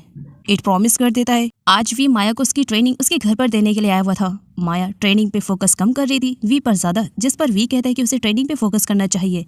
बाय मिस्टेक दोनों गिर जाते हैं और दोनों बस एक दूसरे को देखते रहते हैं। तभी वहाँ पर एंट्री हो जाती है सडनली ईट की। ईट उन दोनों को इस तरह से देख करके बहुत ही ज़्यादा जल भुन जाता है। देन वो यहाँ पर वी की अच्छी वाली क्लास लेता है। ईट माया को दूसरी प्लेस पर ले जाता है ये कहते हुए कि मैं तुम्हें जो बताने जा रहा हूँ वो बहुत ही ज़्यादा इंपॉर्टेंट है और मैं चाहता हूँ कि हम दोनों के अलावा कोई तीसरा इसमें ना रहे। इट मीन्स वी, तुम समझ रहे हो ना थर्ड पर्सन कौन है। इट की बातें सुनने पर वी हर्ट होता है। मानी आती है और वी से पूछती है कि माया कहाँ पर गई है। तब उसे मालूम पड़ता है कि वो इट के साथ गई हुई है। जिस पर मानी कहती है उस बाइकर के साथ। अरे उसके साथ तो माया को मैं एक पल भी बर्दाश्त न कर सकूं। इट माया को बताता है कि उसकी मॉम को ढूंढने में अब उसके डैड खुद ही हेल्प करने वाले हैं, जिस पर माया को बहुत ही ज़्यादा अच्छा लगता है। वो इट के लिए काफ़ी खुश थी। इट कहता है लेकिन डैड ने कंडीशन रखी हुई है। माया पूछती है वो कौन सी कंडीशन। इट बताते हुए काफ़ी खुश हो जाता है। डैड ने कहा है मुझे ग्रेजुएशन में अच्छे नंबर लाना है और ग्रेजुएशन को कंप्लीट करना है, मैं तुमसे इसमें हेल्प लूँगा। जिस पर माया कहती है मैं तुम्हारी हेल्प के लिए हमेशा रेडी रहूँगी। यहाँ पर दोनों एक दूसरे से प्रॉमिस करते हैं कि दोनों एक दूसरे की हेल्प करके अपनी ग्रेजुएशन को साथ में कंप्लीट करेंगे, जो कि उन्होंने पहले ही प्रॉमिस कर लिया था। यहाँ पर इट बहुत ही ज़्यादा खुश होता है। इसी वजह से वो माया को सडनली हक कर लेता है, जिसे देख करके वी को बुरा लगता है। अब इट अपनी मॉम को ढूंढने में जी जान एक कर देता है। उसे अपनी मॉम को अगर ढूंढना था तो ग्रेजुएशन कंप्लीट करना था और स्टडी में अच्छे नंबर लेकर आने थे। तो इसी वजह से अब वो ख्वान से अच्छी तरीके से स्टडी करता है और स्टडी पर पूरा फोकस हो जाने की वजह से अब उसे स्टडी में ज़्यादा प्रॉब्लम नहीं आ रहे थे और माया भी इट की पूरी हेल्प कर रही थी। स्टडी फिनिश होने के बाद इट के पास कॉल आता है और वो कॉल रिसीव करते ही इट बाहर की तरफ भागता है, जिस पर कौन उसे रोकती है अभी थोड़ा स्टडी और करनी है। माया का भी यही कहना रहता है, जिस पर इट कहता है बहुत ही इमरजेंसी है, मुझे जाना पड़ेगा। तब यहाँ पर वो अपनी बाइक के लिए आता है। मालूम पड़ता है कि उसकी बाइक नहीं है, अब उसे इमरजेंसी में बाहर जाना था और कौन और माया दोनों ही लेक्चर झाड़ने स्टार्ट कर देते हैं कि वो झूठ बोल रहे हैं, इमरजेंसी कुछ नहीं है, वो बस स्टडी से दिल चुरा रहा है। जिस पर इट कहता है मैं सच कह रहा हूँ इस बार बहुत ही ज़्यादा इमरजेंसी है, तुम दोनों स्टॉप हो रहे हो कि नहीं। दोनों नहीं स्टॉप होते। जिस पर इट कहता है ठीक है तुम दोनों एक काम करो, अपनी बात करो, मैं जा रहा हूँ। और वो कौन की बाइसाइकिल लेकर के जाने लगता है, जिस पर कौन अपनी बाइसाइकिल को पकड़ लेती है। ये मेरी इकलौती बाइसाइकिल है, मैं तुम्हें इससे नहीं दे सकती हूँ, और वो भी पीछे बैठ जाती है। अगले सीन में दिखाया जाता है जहाँ पर कौन इट से कहती है अगर मुझे मालूम पड़ा कि सच में तुमने झूठ कहा है और इमरजेंसी कुछ भी नहीं है तो याद रखना तुम्हारी पनिशमेंट डबल कर दूंगी। जिस पर इट कहता है ओके, अगर झूठ कहूँगा तो पनिशमेंट डबल करना। अगले सीन में दिखाया जाता है जहाँ पर जेट के अंकल उसे अच्छी तरीके से मार रहे थे, वो भी पैसों के लिए, क्योंकि जेट ने पैसे नहीं दिए थे उन्हें ड्रिंक करने के लिए। सही टाइम पर ईट आ करके जेट को यहाँ पर सेव करता है और अंकल को डरा धमका करके जैसे तैसे करके वहाँ से भगा देता है, क्योंकि उस वक्त जेट के अंकल उसे बहुत बुरी तरीके से मार रहे थे और जेट ने इमरजेंसी में ईट को वहाँ पर बुलाया था। जेट ईट को थैंक्स बोलता है सही टाइम पर उसकी हेल्प करने के लिए। कौन जेट से कहती है क्या तुम्हारे गैराज में फर्स्ट एड बॉक्स है। जिस पर जेट कहता है हाँ वहाँ पर रखा है ना, जाओ ले लो। जिस पर कौन उसे घूर के देखने लगती है। जेट कहता है 1 मिनट, मेरा गैराज है ना, मुझे मालूम रहेगा कि कहाँ है, मैं 1 मिनट में ला कर देता हूँ, आप ज़रा बैठिए। जेट कौन को फर्स्ट एड बॉक्स ला कर देता है। तब कौन उसे कहती है सामने बैठो, और जेट से कहती है तुम्हारे अंकल इस तरह से तुम्हें क्यों मार रहे थे। जेट सब कुछ बताता है। जिस पर कौन कहती है तुमने अपने अंकल को बहुत ज़्यादा छूट देकर रखी है, अगर तुम उन्हें सुधारना चाहते हो तो अपने साथ इसे गैराज में उन्हें भी काम करने का ऑफर दो। वो जब तुम्हारे साथ काम करने में बिजी हो जाएंगे, जब उनके हाथ में 4 पैसे आने लगेंगे तो उन्हें खुद ब खुद पैसों की वैल्यू समझ में आएगी और फिर वो तुम्हारे साथ इसे गैराज में तुम्हारी हेल्प करेंगे, और देखना फिर उसके बाद तुम्हारे अंकल भी सही लाइन पर आ जाएंगे। जेट काफ़ी हैरान होकर के कौन को देखता है, क्या सच में टीचर ये प्लान काम करेगा। कौन कहती 100% काम करेगा, फिलहाल लाओ मुझे मेडिसिन अप्लाई करने दो तुम्हारी चोट पे। जिस पर जेट रोक देता है नहीं, आप क्यों मेडिसिन अप्लाई करेंगे, मेरा फ्रेंड ईट है ना, वो मेडिसिन अप्लाई कर देगा। जिस पर कौन कहती है ओके करवा लो फिर अपना ट्रीटमेंट अपने बेस्ट फ्रेंड से। इट जेट के पास बैठता है। फर्स्ट एड बॉक्स ओपन करते हुए वो कहता है ये सारी मेडिसिन है ना, जेट ये बताओ कि मुझे कौन सी मेडिसिन पहले अप्लाई करनी पड़ेगी। जिस पर जेट कहता है क्या सच में तुम्हें इसके बारे में बिल्कुल भी आइडिया नहीं है। जिस पर ईट कहता है लाइफ में फर्स्ट टाइम तो अप्लाई करने जा रहा हूँ तुम्हारे ऊपर। जेट डरते हुए कहता है नहीं रहने दो टीचर, एक काम करो तुम ही अप्लाई कर दो। माया की फिल्म की शूटिंग स्टार्ट हो चुकी थी ओजी के साथ। शूटिंग वाली प्लेस पर जब माया पहुंचती है देख करके बहुत ही ज़्यादा खुश हो जाती है, क्योंकि वहाँ पर उसके बहुत सारे फैंस उससे मिलने के लिए आए थे जो कि डिफरेंट कंट्री से बिलोंग करते थे। कोई कोरिया से बिलोंग करता था, कोई इंडोनेशिया से, कोई ऑस्ट्रेलिया से, जिसे देख करके माया बहुत ही ज़्यादा खुश थी। इट कौन से कहता है तो बताओ क्या इमरजेंसी थी या नहीं थी। जिस पर कौन कहती है हाँ इमरजेंसी थी, वैसे तुम हर बार झूठ बोलते हो तो मुझे भी ऐसा लगा कि इस बार तुम झूठ बोल रहे होगे। कुछ लड़कियों को पास से गुजरते हुए देख करके इट उन्हें प्रीटी, ब्यूटीफुल और यंग बताता है और उसके अपोजिट में कौन को आंट बुलाता है। साथ ही ये रीज़न भी बताता है कि वो कौन को आंट क्यों बुलाता है। वो बताता है कि उसका ड्रेसिंग सेंस और उसका लुक और हेयर स्टाइल सब कुछ आंट के तरीके है और साथ ही उसकी 4 आँखें हैं, इसी वजह से उसे आंट बुलाता है। कौन को बहुत ही ज़्यादा बुरा लगता है कि वो अभी यंग है और इस पर इट उसे आंट बुला रहा है। इसी वजह से वो अपनी बाईसाइकिल लेकर के वहाँ से चली जाती है, जबकि इट कह रहा होता है कि अगर तुम बाईसाइकिल लेकर के जा रही हो तो बताओ मैं कैसे जाऊँगा। इधर चिन को दिखाया जाता है जिसे अपनी गर्लफ्रेंड को किसी और के साथ देख करके बेचारे का दिल टूटा हुआ था। एक्चुअली चिन माया को अपनी गर्लफ्रेंड मानता है। माया और ओजी की एक एल्बम रिलीज हो गई थी, जिसे साथ में देख करके चिन को बहुत ही ज़्यादा बुरा लगता है कि मेरी गर्लफ्रेंड किसी और के साथ, हाउ इज़ दिस पॉसिबल। और उसके आंखों से मोटे मोटे आंसू निकल रहे थे। डैड उसके लिए खाना लेकर आते हैं। चिन जल्दी से खा लो, मुझे और भी काम है। जिस पर चिन काफ़ी अपसेट होकर के कहता है, डैड मेरा दिल टूटा हुआ है, मेरा दिल इस वक्त खाने पे नहीं है, मैं कुछ भी नहीं खा सकता हूँ, मेरी गर्लफ्रेंड आज किसी और के साथ है। डैड चिन से कहते हैं तुम्हारा फेवरेट है। चिन फिर भी मना कर देता है। तभी वहाँ पर एंट्री होती है खोन की। उसे इस तरह से गुस्से में देख करके डैड कहते हैं अब इसे क्या हुआ। जिस पर चिन अपसेट होता है, कहता है लग रहा है किसी ने इसका भी दिल तोड़ दिया है, बिल्कुल मेरी तरीके, शायद इसी वजह से इतनी अपसेट है। डैड कहते हैं 2 मिनट के लिए अपनी बकवास भरी बातें बंद करोगे, चलो ज़रा देखते हैं कि आखिर उससे क्या हुआ। कौन अपने रूम में आ करके अपने ड्रेस को निकाल कर चेक कर रही होती, तभी वहाँ पर डैड आते हैं। तब कौन डैड से कहती है डैड एक बात पूछो। जिस पर चिन कहता है ऑफ कोर्स पूछो तो सही, हम भी जाने क्या सिचुएशन है तुम्हारी लाइफ में जो इतनी ज़्यादा प्रॉब्लम में तुम हो। तब कौन कहती है dad am I look old like aunt, क्या मैं सच में आंट दिखती हूँ। जिस पर चिन स्माइल करते हुए वैसे तुमने बहुत सही क्वेश्चन किया है, हाँ सच में तुम आंट दिखती हो। जिस पर कौन चिढ़ जाती है डैड आप बताओ ना क्या सच में मैं आंट दिखती हूँ। डैड स्माइल करते हुए कहते हैं वैसे चिन ठीक ही तो कह रहा है। जिस पर कौन कहती है डैड एटलीस्ट आप तो ऐसा ना कहें। डैड कौन से कहते परेशान होने की ज़रूरत नहीं, एक काम करो तुम अपने लिए जा करके शॉपिंग कर लो, तुम्हारी ड्रेस की वजह से तुम आंट जैसी दिखती हो। जिस पर कौन कहती है डैड मैं पैसों को वेस्ट नहीं करना चाहती हूँ। जिस पर चिन कहता है ड्रेस की वजह से तुम सच में एकदम यंग लगोगी, और वैसे भी तुम यंग हो, अगर तुम्हें बिलीव नहीं होता है तो मैं तुम्हें प्रैक्टिकल करके दिखाता हूँ। जिस पर कौन कहती है वो कैसे। चिन उसे माया और ओजी की मैगजीन को शो करता है, लेकिन ओजी के फेस पर चिन ने अपने फेस को स्टिक कर दिया था। साथ ही यहाँ पर खोन को ये भी मालूम पड़ता है कि चिन माया को अपनी गर्लफ्रेंड मानता है। माया की फोटो देख करके खोन के दिमाग में एक आइडिया आता है। अगले सीन में ईट और उसके डैड को एक साथ दिखाया जाता है। ईट की बाइक की उसके डैड के पास थी। डैड उसे की वापस करते हुए कहते हैं ये थी तुम्हारी बाइक की, अब तुम चला सकते हो। जिस पर ईट का कहना था क्यों अब आपको डर नहीं लग रहा है कि मैं आपकी रेपुटेशन को बर्बाद कर दूंगा। जिस पर डैड का कहना था तुम्हारे अंदर कुछ चेंजेस मुझे नज़र आ रहे हैं, बस इसी वजह से ये की तुम्हें वापस कर रहा हूँ। डैड ईट से उसके क्रेडिट कार्ड के भी बारे में पूछते हैं कि क्या उसे पैसों की ज़रूरत है। जिस पर ईट कहता है आपके कहने के अकॉर्डिंग मैं अभी तक ग्रेजुएशन कंप्लीट नहीं कर चुका हूँ, तो क्या फिर भी आप मुझे क्रेडिट कार्ड देंगे। डैड खुश होकर के उसे क्रेडिट कार्ड दे देते हैं। ईट वहाँ से जाने लगता है। डैड कहते हैं क्या सच में तुम अपने मॉम से मिलना चाहते हो, तुम्हारा यही फैसला रहेगा। जिस पर ईट कहता है हाँ मेरा फैसला डन है। खोन माया के पास आती है और उससे शॉपिंग पे साथ चलने के लिए कहती है। माया के पास बहुत सारे न्यू कलेक्शन थे जो कि वो खोन को देती है। खोन मना करती है नहीं मैं ये सब नहीं ले सकती हूँ। जिस पर माया कहती है अगर तुम नहीं लोगी तो सच में मैं बुरा मान जाऊँगी। खोन ऐसा नहीं चाहती थी, इसी वजह से वो सारे कपड़े ले लेती है। और अगले सीन में खोन को दिखाया जाता है जो कि अपने हेयर स्टाइल को चेंज करती हुई नजर आती है। काफ़ी टाइम के बाद फाइनली खोन अपने हेयर को प्रॉपर तरीके से अरेंज करती है, लेकिन वो डर रही थी कि अगर वो इस न्यू लुक में जाएगी तो चिन उसे टीज करेगा। इसी वजह से वो चिन के स्कूल जाने का इंतजार कर रही थी। चिन स्कूल के लिए निकल जाता है डैड को गुड बाय बोल करके। खोन देखती है कि चिन स्कूल जा चुका है। उसके बाद वो बाहर आती है और डैड से पूछती है डैड आप बताओ मैं कैसे लग रही हूँ इस न्यू लुक में। डैड उसे ब्यूटीफुल बताते हैं, जिसे सुनने के बाद खोन के फेस पे एक स्माइल सी आ जाती है, लेकिन वो स्माइल ज़्यादा देर तक नहीं रुक पाती है क्योंकि तभी वहाँ पर चिन की एंट्री हो जाती है जो अपना लंच बॉक्स भूल गया था और उसे वापस लेने के लिए वो आया था। वो खोन को देखता है तो बस देखते ही रह जाता है। वो उसके लुक को नंबर देता है। वो बोलता है उसके ड्रेसअप सेंस को वो 10 नंबर दे रहा है, उसके पर्स को नंबर दे रहा है, उसके हील्स को नंबर दे रहा है, और साथ ही वो उसके हेयर स्टाइल को भी बोलता है।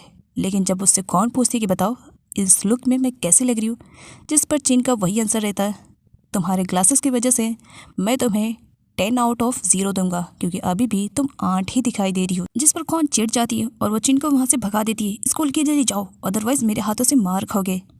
कौन को अपसेट देख करके डैड उससे कहते हैं कि वो अपनी मॉम की तरह ब्यूटीफुल दिख रही है। कौन को अच्छा लगता है। वी के इंसिस्ट और रिक्वेस्ट करने पर फाइनली डैड उसे परमिशन दे देते हैं कि वो अब अपने डैड के किलर को ढूंढ सकता है। और इसमें वो उसकी पूरी हेल्प करेंगे। इधर खोन को दिखाया जाता है जो कि ईट के घर पर उसकी स्टडी के लिए पहुंच चुकी थी, लेकिन जाने से पहले वो अपना टचअप करती है ये सोचते हुए कि आज देखती हूँ वो उसे आंट कैसे कहता है। ईट डाइनिंग टेबल पर बैठ करके ब्रेकफास्ट करने ही वाला था, तभी वहाँ पर आंट आती है जो उसे बताती है कि क्या वो भूल गया है कि माया की आज मूवी रिलीज होने वाली है, क्या वो उसे देखने और चेयरअप करने के लिए नहीं जाएगा। ईट ब्रेकफास्ट नहीं करता है और माया की मूवी देखने के लिए निकल पड़ता है। कौन उससे रुकने के लिए कहती है। ईट उसे नोटिस भी नहीं करता है और उसे हेलमेट पहनाकर सीधा अपने साथ माया की मूवी दिखाने के लिए लेकर आता है। वहाँ पहुँचने के बाद कौन कहती है ईट से, ओ अच्छा तो तुम्हारा ये इंपॉर्टेंट काम था, मतलब तुम्हें स्टडी को स्किप करने के 1000 बहाने आते हैं। ईट कौन से कहता है, नहीं ऐसी कोई बात नहीं, मैं स्टडी को स्किप नहीं कर रहा हूँ, माया की मूवी है और मैं उसे स्किप कर दूँ ऐसा तो बिल्कुल भी नहीं हो सकता है। वो जल्दी में जाने लगता है, लेकिन सडनली उसकी नज़र जब खोन पर पड़ती है तब वो कहता है, ओ माय गॉड तुम आज डिफरेंट लग रही हो, तुमने कुछ न्यू ट्राई किया। वैसे ये ड्रेसिंग सेंस तुम पर काफ़ी अच्छा लग रहा है, आज तुम लुक में आंट नहीं दिख रही हो। खोन को अच्छा तो लगता है लेकिन फिर भी वो इस तरह से रिएक्ट करती है मानो उसे कोई फ़र्क नहीं पड़ता है।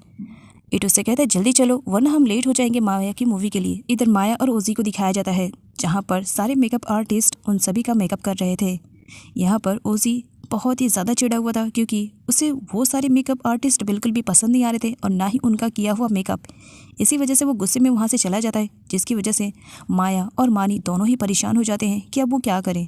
इधर ईट और खोन को एंट्री गेट पे ही रोक दिया जाता है क्योंकि उनके पास टिकट नहीं था, जिस पर ईट कहता है कि वो माया को अच्छे से जानता है, वो दोनों बेस्ट फ्रेंड हैं और वो अपने बेस्ट फ्रेंड की मूवी को स्किप नहीं करना चाहता है। जिस पर गार्ड कहते हैं ऐसा तो हम भी झूठ बोल सकते हैं, ओजी हमारा बेस्ट फ्रेंड है तो क्या हम बेस्ट फ्रेंड हो सकते हैं?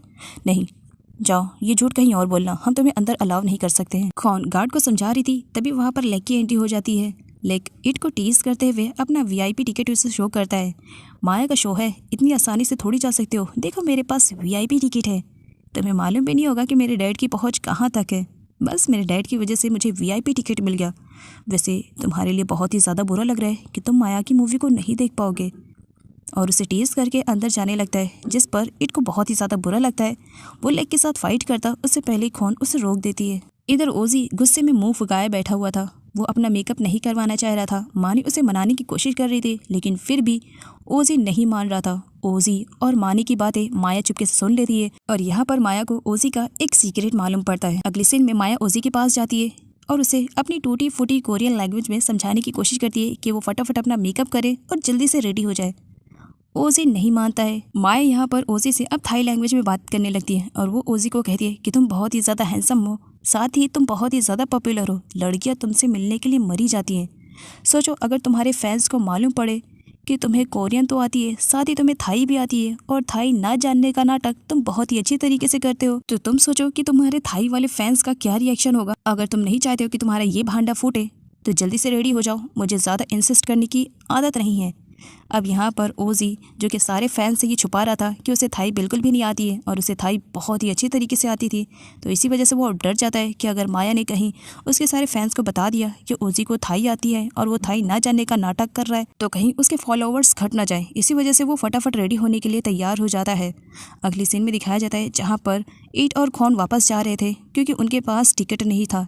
तभी वहाँ पर एंट्री होती है वी की। वी के पास सिक्योरिटी गार्ड की आईडी थी, जहाँ पर वो ईट और खोन को देने के लिए कहता है। ईट कहता है मैं तुम्हारी हेल्प नहीं चाहता हूँ, जिस पर खोन कहती है लेकिन मैं तो तुम्हारी हेल्प चाहती हूँ ना। वैसे तो मेरा इंटेंशन नहीं था माया की मूवी देखने के लिए, लेकिन यहाँ के पोस्टर्स देखने के बाद मैं डेफिनेटली माया की मूवी देखना चाहती हूँ। और ये कहते हुए वो वी के साथ जाने लगती है। ईट को बुरा लगता है, वो चिढ़ भी जाता है और वो दौड़ करके खोन के पास आता है और वी से आईडी ले लेता है। मुझे भी देखना है माया की मूवी, इसे मैं मिस नहीं कर सकता हूँ, और बाय द वे मैं यहाँ पर तुम्हें लेकर आया हूँ तो तुम मेरे साथ चलोगी, कहकर खोन को जबरदस्ती वहाँ से लेकर के चला जाता है, जिसे देख करके वी स्माइल करता है। मानी माया से पूछती है कि उसे कैसे मालूम पड़ा कि ओजी को थाई आती है, जिस पर वो बताती है तुम्हारी बातें सुनने के बाद तुमने भी मुझसे ये सब सीक्रेट रखा, लेकिन देखो फाइनली सच्चाई मेरे सामने आ गई। इधर ओजी को दिखाया जाता है, बेचारा उसके पास कोई ऑप्शन भी नहीं था, रेडी शेडी होकर के बैठा था।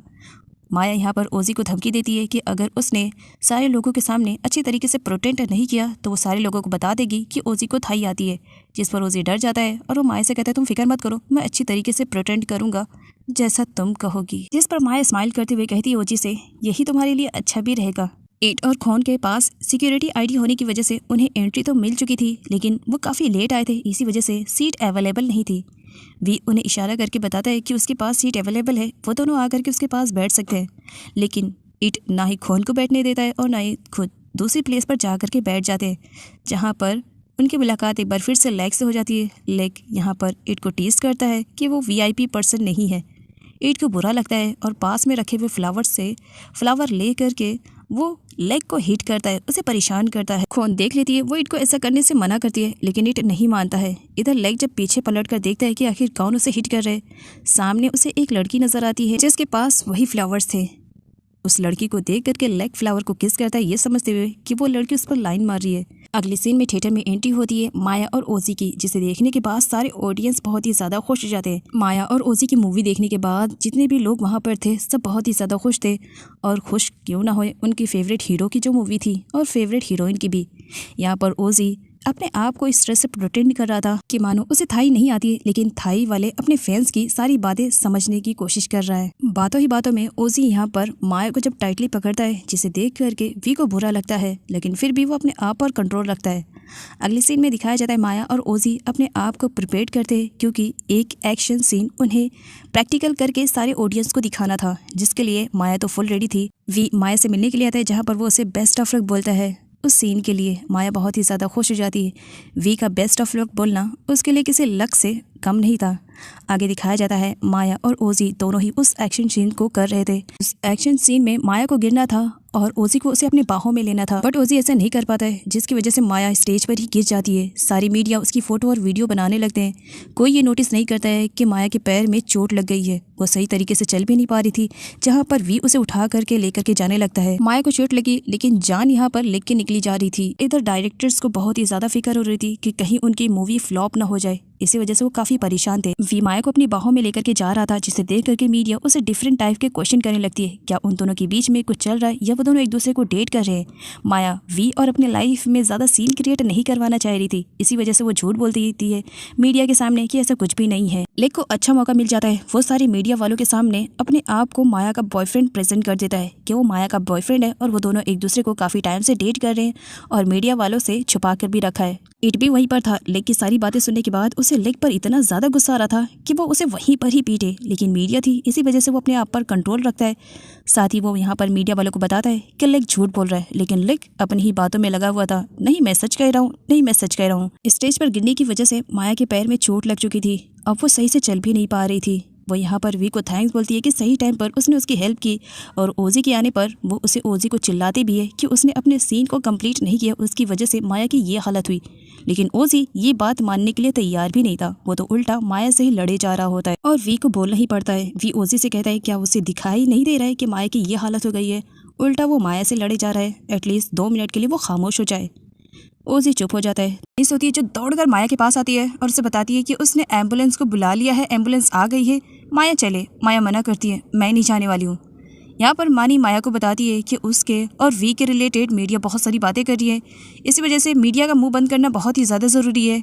तब यहाँ पर मानी माया को सजेस्ट करती है कि उसे ओजी के साथ जाना चाहिए, और साथ ही ओजी को भी कहती है कि उसने लास्ट टाइम गलती की, इस बार कोई भी मिस्टेक ना करे, वो माया को सही से उठाए और एम्बुलेंस तक लेकर जाए। जिस पर माया कहती है तुम तो मुझे टच भी मत करना, मुझसे दूर ही रहना। ओजी माया की एक भी बात नहीं सुनता है और माया को जबरदस्ती उठाकर एम्बुलेंस की तरफ लेकर चल पड़ता है। मीडिया उससे डिफरेंट टाइप के क्वेश्चन करती, उससे पहले मानी बता देती है कि माया की कंडीशन बहुत ही ज़्यादा सीरियस है, वो उससे क्वेश्चन ना करे, वो हॉस्पिटल जा रही है। इधर इट माया को लेकर के बहुत ज़्यादा परेशान था, वो माया को बार बार कॉल कर रहा था क्योंकि माया के बारे में उसे कुछ भी मालूम नहीं कि माया किस हॉस्पिटल में एडमिट है।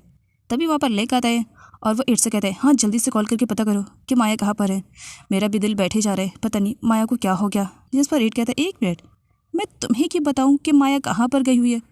जिस पर लेक कहता है बिकॉज वो मेरी गर्लफ्रेंड है। जिस पर इट कहता है अपना ख्याली पुलाव बनाना बंद करो और जाओ यहाँ से, वरना मेरे हाथों से तुम अच्छी तरीके से पीट जाओगे। लेक वहाँ से जाने लगता है, लेकिन सामने से वी आता हुआ उसे नजर आ जाता है। देन वो वी की अच्छी वाली क्लास लेने के लिए जाता है क्योंकि वी ने माया को अपनी बाहों में उठाया था, इसी वजह से। लेक वी से कहता है ओ मिस्टर, तुम जो भी होगे मुझे इसके बारे में आइडिया नहीं, लेकिन मैं तुम्हें वार्न करता हूँ मेरी माया से ज़रा दूर रहना, दोबारा मेरी माया के साथ नज़र भी मत आना। याद रखना तुम जानते भी नहीं हो मैं कौन हूँ और तुम्हें कहाँ तक पहुँचा सकता हूँ। तब पीछे से खोन आती है और लेक से कहती है एक बात पूछो, तुम्हें मालूम है ये कौन है जिसके सामने तुम इतनी बड़ी बड़ी लेक्चर झाड़ रहे हो? जिस पर लेक कहता है होगा कोई। तब कौन बताती है ये इट का ब्रदर वी है जो कि कॉप है, और यूं कहा जाए एक अच्छा पुलिस ऑफिसर भी है। वी के बारे में सुन करके लेक के तो होश उड़े हुए थे। क्या ये ईट का बड़ा भाई है? पहले मुझे क्यों नहीं मालूम पड़ा? मुझे तो मालूम भी नहीं था कि ईट का कोई बड़ा भाई है। मुझे आइडिया नहीं था। वैसे फिर भी मैं तुम्हें वार्न कर रहा हूँ, मेरी माया से दूर रहना। पता नहीं क्यों तुम दोनों भाई बस मेरी माया के पीछे पड़े हुए हो। लेक वहाँ से चला जाता है, बट अब इट यहाँ पर गुस्सा करने लगता है वी पर। लेक ने जो कुछ भी कहा है, अब इट वी पर भड़क रहा था कि आखिर लेक क्या कहना चाह रहा था। क्या सच में तुम दोनों के बीच में कुछ ऐसा है? देखो याद रखना, मैं सब कुछ बर्दाश्त कर सकता हूँ, लेकिन माया को किसी भी कंडीशन में मैं उसे खोना नहीं चाहता हूँ। मैं तुम्हें वार्न करता हूँ। जिस पर कौन उसे समझाती है, किसी की बातों की वजह से तुम अपने बड़े भाई के साथ इस तरह से कैसे फाइट कर सकते हो? अभी सच्चाई के बारे में तुम्हें भी कुछ आइडिया नहीं। किसी की बातों की वजह से तुम अपने भाई पर इस तरह से भड़कोगे, ये तो गलत है। इट गुस्से में कौन से कहता है, ओह अच्छा, मेरे साथ यहाँ पर आई हो और यहाँ पर वी को सपोर्ट कर रही हो। एक काम करो, तुम रहने दो, मुझे आज तुमसे स्टडी नहीं करनी है, मैं खुद कर लूँगा, तुम उसी के साथ आना, मैं तो चला। अगले सीन में वी खोन को उसके घर पर ड्रॉप करने के लिए आया था। जब यहाँ पर खोन के थ्रू डैड को मालूम पड़ता है कि वी एक पुलिस ऑफिसर है, तो डैड को काफ़ी बुरा लगता है।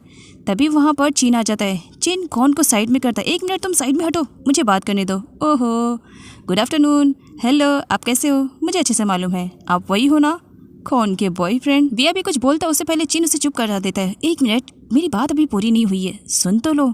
वैसे तुम बहुत ही ज़्यादा हैंडसम हो, मैं तुम्हें 10 आउट ऑफ 10 दूंगा। एंड कौन, तुम इसे डेट कर सकती हो, बहुत ही ज़्यादा हैंडसम है। कौन चीन को चुप होने के लिए कहती है। चीन नहीं चुप होता है, जिस पर कौन को उसका मुंह बंद करने पड़ता है। एक मिनट, मेरी बात सुनो, बहुत ज़्यादा बोलने लगे हो तुम। ऐसा कुछ भी नहीं है, ये मेरा बॉयफ्रेंड नहीं है। वी अपने आप को इंट्रोड्यूस करवाता है। डैड को यहाँ पर मालूम पड़ता है कि वी पास के ही पुलिस स्टेशन में आया हुआ है, जहाँ पर डैड हमेशा फूड डिलीवर करने के लिए जाते थे, बट आज वी ही खुद लेने के लिए आया हुआ था। चीन वी से कहता है, मुझे सुनकर बुरा लगा कि तुम इसके बॉयफ्रेंड नहीं हो, वैसे तुम्हें पहले बताना चाहिए था ना। जिस पर वी कहता है, तुमने मौका दिया था बताने के लिए। डैड वी से कहते हैं कि अब वो आ ही गया है तो एटलीस्ट वो कुछ खा कर जाए। कौन और वी दोनों आपस में बातें कर रहे थे। कौन काफ़ी खुश दिखाई दे रही थी और डैड उतना ही ज़्यादा एंग्री मोड में आ रहे थे, क्योंकि कौन के डैड पुलिस ऑफिसर्स को बिल्कुल भी लाइक नहीं करते। पास्ट में कुछ ना कुछ तो उनके साथ ज़रूर हुआ है, जिसकी वजह से वो ऑफिसर्स से इतनी ज़्यादा नफरत करते हैं, चाहे वो कोई भी हो। कौन अपने डैड को थैंक्स बोलती है फ्राइड राइस के लिए। वी नोटिस करता है कौन के डैड को, देन रीज़न पूछता है, जिस पर चीन आकर के बताता है एक्चुअली डैड को ऑफिसर्स बिल्कुल भी पसंद नहीं है। जिस पर वी कहता है, ऐसा क्यों? तब यहाँ पर चीन कहता है, एक्चुअली पास्ट में डैड की गर्लफ्रेंड को कोई ऑफिसर ही लेकर के भाग गया था, शायद इसी वजह से डैड को ऑफिसर से नफरत है। वैसे बाय द वे, ये मेरी थिंकिंग है, एक्चुअल में रियलिटी क्या है इसके बारे में मुझे भी कुछ आइडिया नहीं। कौन चीन को साइड में होने के लिए कहती है। चीन साइड में हो जाता है। डैड तो बस वी को ही घूरे जा रहे होते हैं, जिसकी वजह से वी को काफ़ी ऑकवर्ड लग रहा था। वी चीन के हाथों में माया की मैगजीन को देखता है। माया को देख करके उसे माया की फिक्र होने लगती है। यहाँ पर कौन उससे पूछती है कि वो पुलिस स्टेशन जाएगा या माया से मिलने के लिए हॉस्पिटल में, जिस पर वी कहता है कि वो पहले पुलिस स्टेशन में जाएगा एंड देन उसके बाद फिर माया के पास जाएगा। स्टेज पे गिरने की वजह से माया को चोट लग चुकी थी, इसी वजह से वो हॉस्पिटल में एडमिट थी। ओजी के रूड बिहेवियर की वजह से वो ओजी के साथ अब काम करना नहीं चाह रही थी, जिस पर मानी माया को बताती है, तुमने ओजी के साथ 5 साल का कॉन्ट्रैक्ट किया है और इस कॉन्ट्रैक्ट के अकॉर्डिंग तुम अगले 5 सालों तक किसी और के साथ मूवी नहीं बना सकती हो सिवाय ओजी के साथ, तो तुम्हें ओजी को थोड़ा सा बर्दाश्त करना पड़ेगा। एंड हाँ, अगर तुम इस कॉन्ट्रैक्ट को अपनी तरफ से तोड़ने की कोशिश करोगी तो याद रखना बदले में तुम्हें मिलियंस में पे करना पड़ेगा। तो आई थिंक तुम्हें कुछ टाइम के लिए ओजी को बर्दाश्त करना ही पड़ेगा, जिसकी वजह से माया काफ़ी हर्ट होती है। वी माया से मिलने के लिए हॉस्पिटल में आता है, लेकिन वो मीडिया की नज़रों में नहीं आना चाह रहा था, इसी वजह से वो चोरी छुपे जिस तरह से पॉसिबल हो सकता था वो माया से मिलने के लिए माया के पास जाता है। मीडिया माया के बारे में डिफरेंट टाइप के क्वेश्चन भी कर रही थी, इसी वजह से वो उसके लाइफ में और ज़्यादा सीन क्रिएट नहीं करना चाह रहा था। वो चोरी छुपे माया के पास आता है। माया वी को देख करके बहुत ही ज़्यादा खुश हो जाती है और साथ ही उसे रोना भी आ रहा था। वी माया के पास आता है और उससे पूछते क्या बात है, तुम रो क्यों रही हो, और अपनी हैंकी देता है। माया सडनली वी को टाइटली हग करके और भी ज़ोर से रोना स्टार्ट कर देती है कि इस वक्त मैं अपनी मॉम को बहुत ही ज़्यादा मिस कर रही हूँ। एक फ्रेंड के नाम पर तो तुम ही मेरे पास आए हो, thank you so much. It घर पर आ चुका है। वो माया को कॉल कर रहा था, लेकिन माया ने अपने फ़ोन को स्विच ऑफ करके रखा था, इसी वजह से इट का कॉल नहीं लग रहा था, जिसकी वजह से वो काफ़ी परेशान हो जाता है। वो आंट के पास आता है और वी के बारे में पूछने लगता है। आंट उसे बताती है कि वी ने उसे कॉल करके बताया है कि वी रात में लेट से आएगा क्योंकि वो माया के पास गया है, जिसकी वजह से इट और भी ज़्यादा बिगड़ जाता है और गुस्से में सीधा अपने रूम में चला जाता है। आंट उससे पूछती है कि क्या बात है। इट कुछ भी नहीं बताता है। इधर वी को दिखाया जाता है जो माया की अच्छी तरीके से केयरिंग करता है, प्रॉपर टाइम पर उसकी मेडिसिन वगैरह भी उसे खिलाता है। माया को काफ़ी अच्छा लगता है। माया को अपसेट देख करके वी उससे पूछता है कि क्या बात है, तुम बहुत ही ज़्यादा अपसेट दिखाई दे रही हो। तब माया बताती रीज़न मेरी मॉम है, मैं अपनी मॉम से बात करना चाह रही हूँ, लेकिन मॉम इस वक्त अमेरिका में है और उन्हें तो बिल्कुल भी फिक्र नहीं कि उनकी एक बेटी है। जिस पर वी पास ही में चेयर लगा लेता है और माया से कहता है एक काम करो, तुम्हें बातें करनी है तुम मुझसे करो, मैं तुम्हारे पास बैठा हूँ ना, मैं तुम्हारे पास 1 घंटा बैठ सकता हूँ। जिस पर माया कहती है ओनली ऑन 1 आवर। तब वी कहता है ओके 2 आवर्स 3 आवर्स, ओके कोई बात नहीं, मैं यहाँ पर पूरी रात बैठा रहूँगा तुम्हारी बातें सुनने के लिए, क्या अब ठीक है। माया काफ़ी अपसेट दिखाई दे रही थी। जिस पर वी कहता है मैं तो पूरे लाइफ टाइम तक तुम्हारी बातें सुनने के लिए रेडी हूँ। मॉर्निंग में ईट अपनी स्टडी कर रहा था। आंट न्यूज़पेपर में देख लेती है कि वी और माया के रिलेटेड न्यूज़ है, इसी वजह से ईट देख ना पाए वो हाइड करने लगती है, लेकिन ईट सही टाइम पर आ जाता है। क्या है आप मुझसे क्या हाइड कर रही हो? आंट मुझे दो। आंट मना करती है इसमें कुछ भी नहीं है, लेकिन ईट छीन लेता है और यहाँ पर उसे माया और वी की न्यूज़ के बारे में पता चलता है, जहाँ पर मीडिया उन दोनों के रिलेशनशिप को लेकर के बातें कर रही थी। सर्वेंट कहती है इट से वैसे एक बात बोलूँ, ये दोनों एक दूसरे के साथ काफ़ी अच्छे लगते हैं, काफ़ी रोमांटिक सीन भी लग रहा है, जिसकी वजह से इट और भी ज़्यादा भड़क जाता है और गुस्से में न्यूज़पेपर लेकर के वहाँ से चला जाता है। आंट सर्वेंट को हिट करती है तुम गलत टाइम पर गलत ही बातें बोलती रहती हो।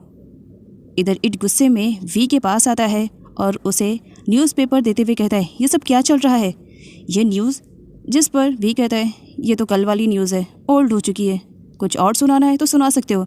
जिस पर ईट कहता है ये तुम्हारे लिए ओल्ड होगी, मेरे लिए जस्ट अभी न्यू आई हुई है, क्या तुम्हें समझ में नहीं आता है? लास्ट टाइम भी मैंने तुम्हें वार्न किया था, आगे भी वार्न कर रहा हूँ, मैं सब कुछ बर्दाश्त कर सकता हूँ, लेकिन माया को अपने आप से दूर तो बिल्कुल भी बर्दाश्त नहीं कर सकता हूँ। इसी वजह से कुछ भी हो जाए माया से दूर रहना, माया मेरी गर्ल है, मैं उसे किसी को भी छीनने नहीं दूंगा, अभी तो सिर्फ वार्न कर रहा हूँ, नेक्स्ट टाइम मैं कोई एक्शन भी ले सकता हूँ। वी डैड से मिलने के लिए आता है। डैड उसे फाइल देते हैं, जिस पर वी कहता है ये फ़ाइल। तब यहाँ पर डैड बताते हैं ये वही फ़ाइल है और इसके थ्रू हमें बहुत सारी इन्फॉर्मेशन भी मिली है, तुम अपने डैड के कातिलों को अब ढूंढ सकते हो। मैंने सुना है, वैसे हमारे स्पाई ने बताया है एक्चुअली, कि जिन लोगों ने तुम्हारे डैड का मर्डर किया था वो लोग वापस से ड्रग्स स्मगलिंग करने के लिए थाईलैंड आ रहे हैं। ये अच्छा मौका है उन्हें पकड़ने के लिए, साथ ही तुम्हारे डैड के किलर को भी। ईट के डैड वी को उसी प्लेस पर लेकर जाते हैं जहाँ पर वी के डैड मरे थे। वी यहाँ पर अपने आप से प्रॉमिस करता है कि वो अपने डैड के कातिलों को जरूर ढूंढ निकालेगा और उन्हें सजा देगा। इधर चिन और कौन दोनों ही एक दूसरे के पीछे भाग रहे थे। डैड उन दोनों को रोकते हैं, क्या बात है? चिन फोटो शो करता है, डैड आप ये देख रहे हो? हाँ देख तो रहा हूँ, माया है। जिस पर चिन कहता है डैड ये मेरी गर्लफ्रेंड है और कौन माया के साथ है, इसका मतलब ये माया को पहले से जानती थी, इसने मुझे बताया नहीं कि मेरी गर्लफ्रेंड को ये अच्छी तरीके से जानती है। देखो इसने मेरे साथ कितना ज़्यादा गलत किया ना डैड। जिस पर खौन चिन को टीज करते हुए कहती है क्या तुम्हें माया का नंबर चाहिए? माया का नंबर है 82। जिस पर चिन कहता है जल्दी दो मुझे। तब यहाँ पर खौन कहती है नहीं मिलेगा, तुमने मेरे साथ बहुत ज़्यादा गलत किया। चिन रिक्वेस्ट करता है प्लीज़ मुझे माया का नंबर दे दो। कौन नहीं देती है। साथ ही वो चिन को ये भी बताती है कि वो रेगुलर माया के घर पर जाती है उसे होम ट्यूशन प्रोवाइड करने के लिए। चिन और भी ज़्यादा एक्साइटमेंट फील करने लगता है माया से मिलने के लिए। कौन मना कर देती है। डैड कहते हैं माया इतनी अच्छी लड़की है और एक फेमस एक्ट्रेस भी है, वो भला उस बाइकर के साथ कैसे फ्रेंडशिप कर सकती है। तब यहाँ पर कौन कहती है डैड मैं आपको बता दूँ वो बाइकर नहीं है, एक्चुअली वो एक रेसर बनना चाहता है और आप जानते भी नहीं हो उसके डैड एक जनरल ऑफिसर है। बाद में खोन को रियलाइज़ होता है कि डैड को तो ऑफिसर से नफरत है। वो कहती है हाँ 1 मिनट मैं अभी आई आपका ऑर्डर लेकर के। डैड गुस्से में थे। नेक्स्ट सीन में माया को दिखाया जाता है जो कि प्रॉपर तरीके से ठीक हो चुकी थी और वो हॉस्पिटल से डिस्चार्ज भी हो चुकी थी और अपनी फिल्म की शूटिंग के लिए वो ओजी के साथ आ चुकी थी, जहाँ पर मीडिया वाले उन दोनों को देख करके उनके बारे में बातें बनाने लगते हैं। जिस पर माया कहती है कि ऐसा कुछ भी नहीं है, बस वो दोनों एक फ्रेंड है और कुछ भी नहीं है। ये मूवी जैसी कंप्लीट हो जाएगी ओजी वापस कोरिया चला जाएगा। कौन इट के पास जाने वाली थी। डैड उसके पास आते हैं और कहते हैं तुमने कहा है कि उस बाइकर बॉय के डैड जनरल हैं, क्या मैं उनका नाम जान सकता हूँ? जिस पर कौन कहती है डैड आपको ऑफिसर से इतनी नफरत क्यों है? वैसे मैंने सुना है कि आपको इस वजह से ऑफिसर से इतनी ज़्यादा नफरत है क्योंकि पास्ट में आपकी गर्लफ्रेंड को कोई ऑफिसर्स भगा के लेके गया था, इसी वजह से ना। जिस पर डैड कौन को स्टॉप करवाते हैं, कुछ भी बिना सोचे समझे कोई भी बात कर रही हो एटलीस्ट समझ तो लो अपने डैड से बात कर रही हो, तुम्हें सच्चाई के बारे में कुछ भी आइडिया नहीं है, इस वजह से चुप हो जाओ। एंड बाय द वे मुझे नाम बताओ उस बाइकर बॉय के डैड का क्या नाम है। कौन नाम बताती उससे पहले चीन आ जाता है। चीन कहता है जल्दी चलो लेट हो रहा है। जिस पर खोन कहती है लेट हो रहा है, what do you mean by late हो रहा है। तब यहाँ पर चिन कहता है क्योंकि मैं भी जाने वाला हूँ माया के साथ, वहाँ पर मैं भी स्टडी करूँगा।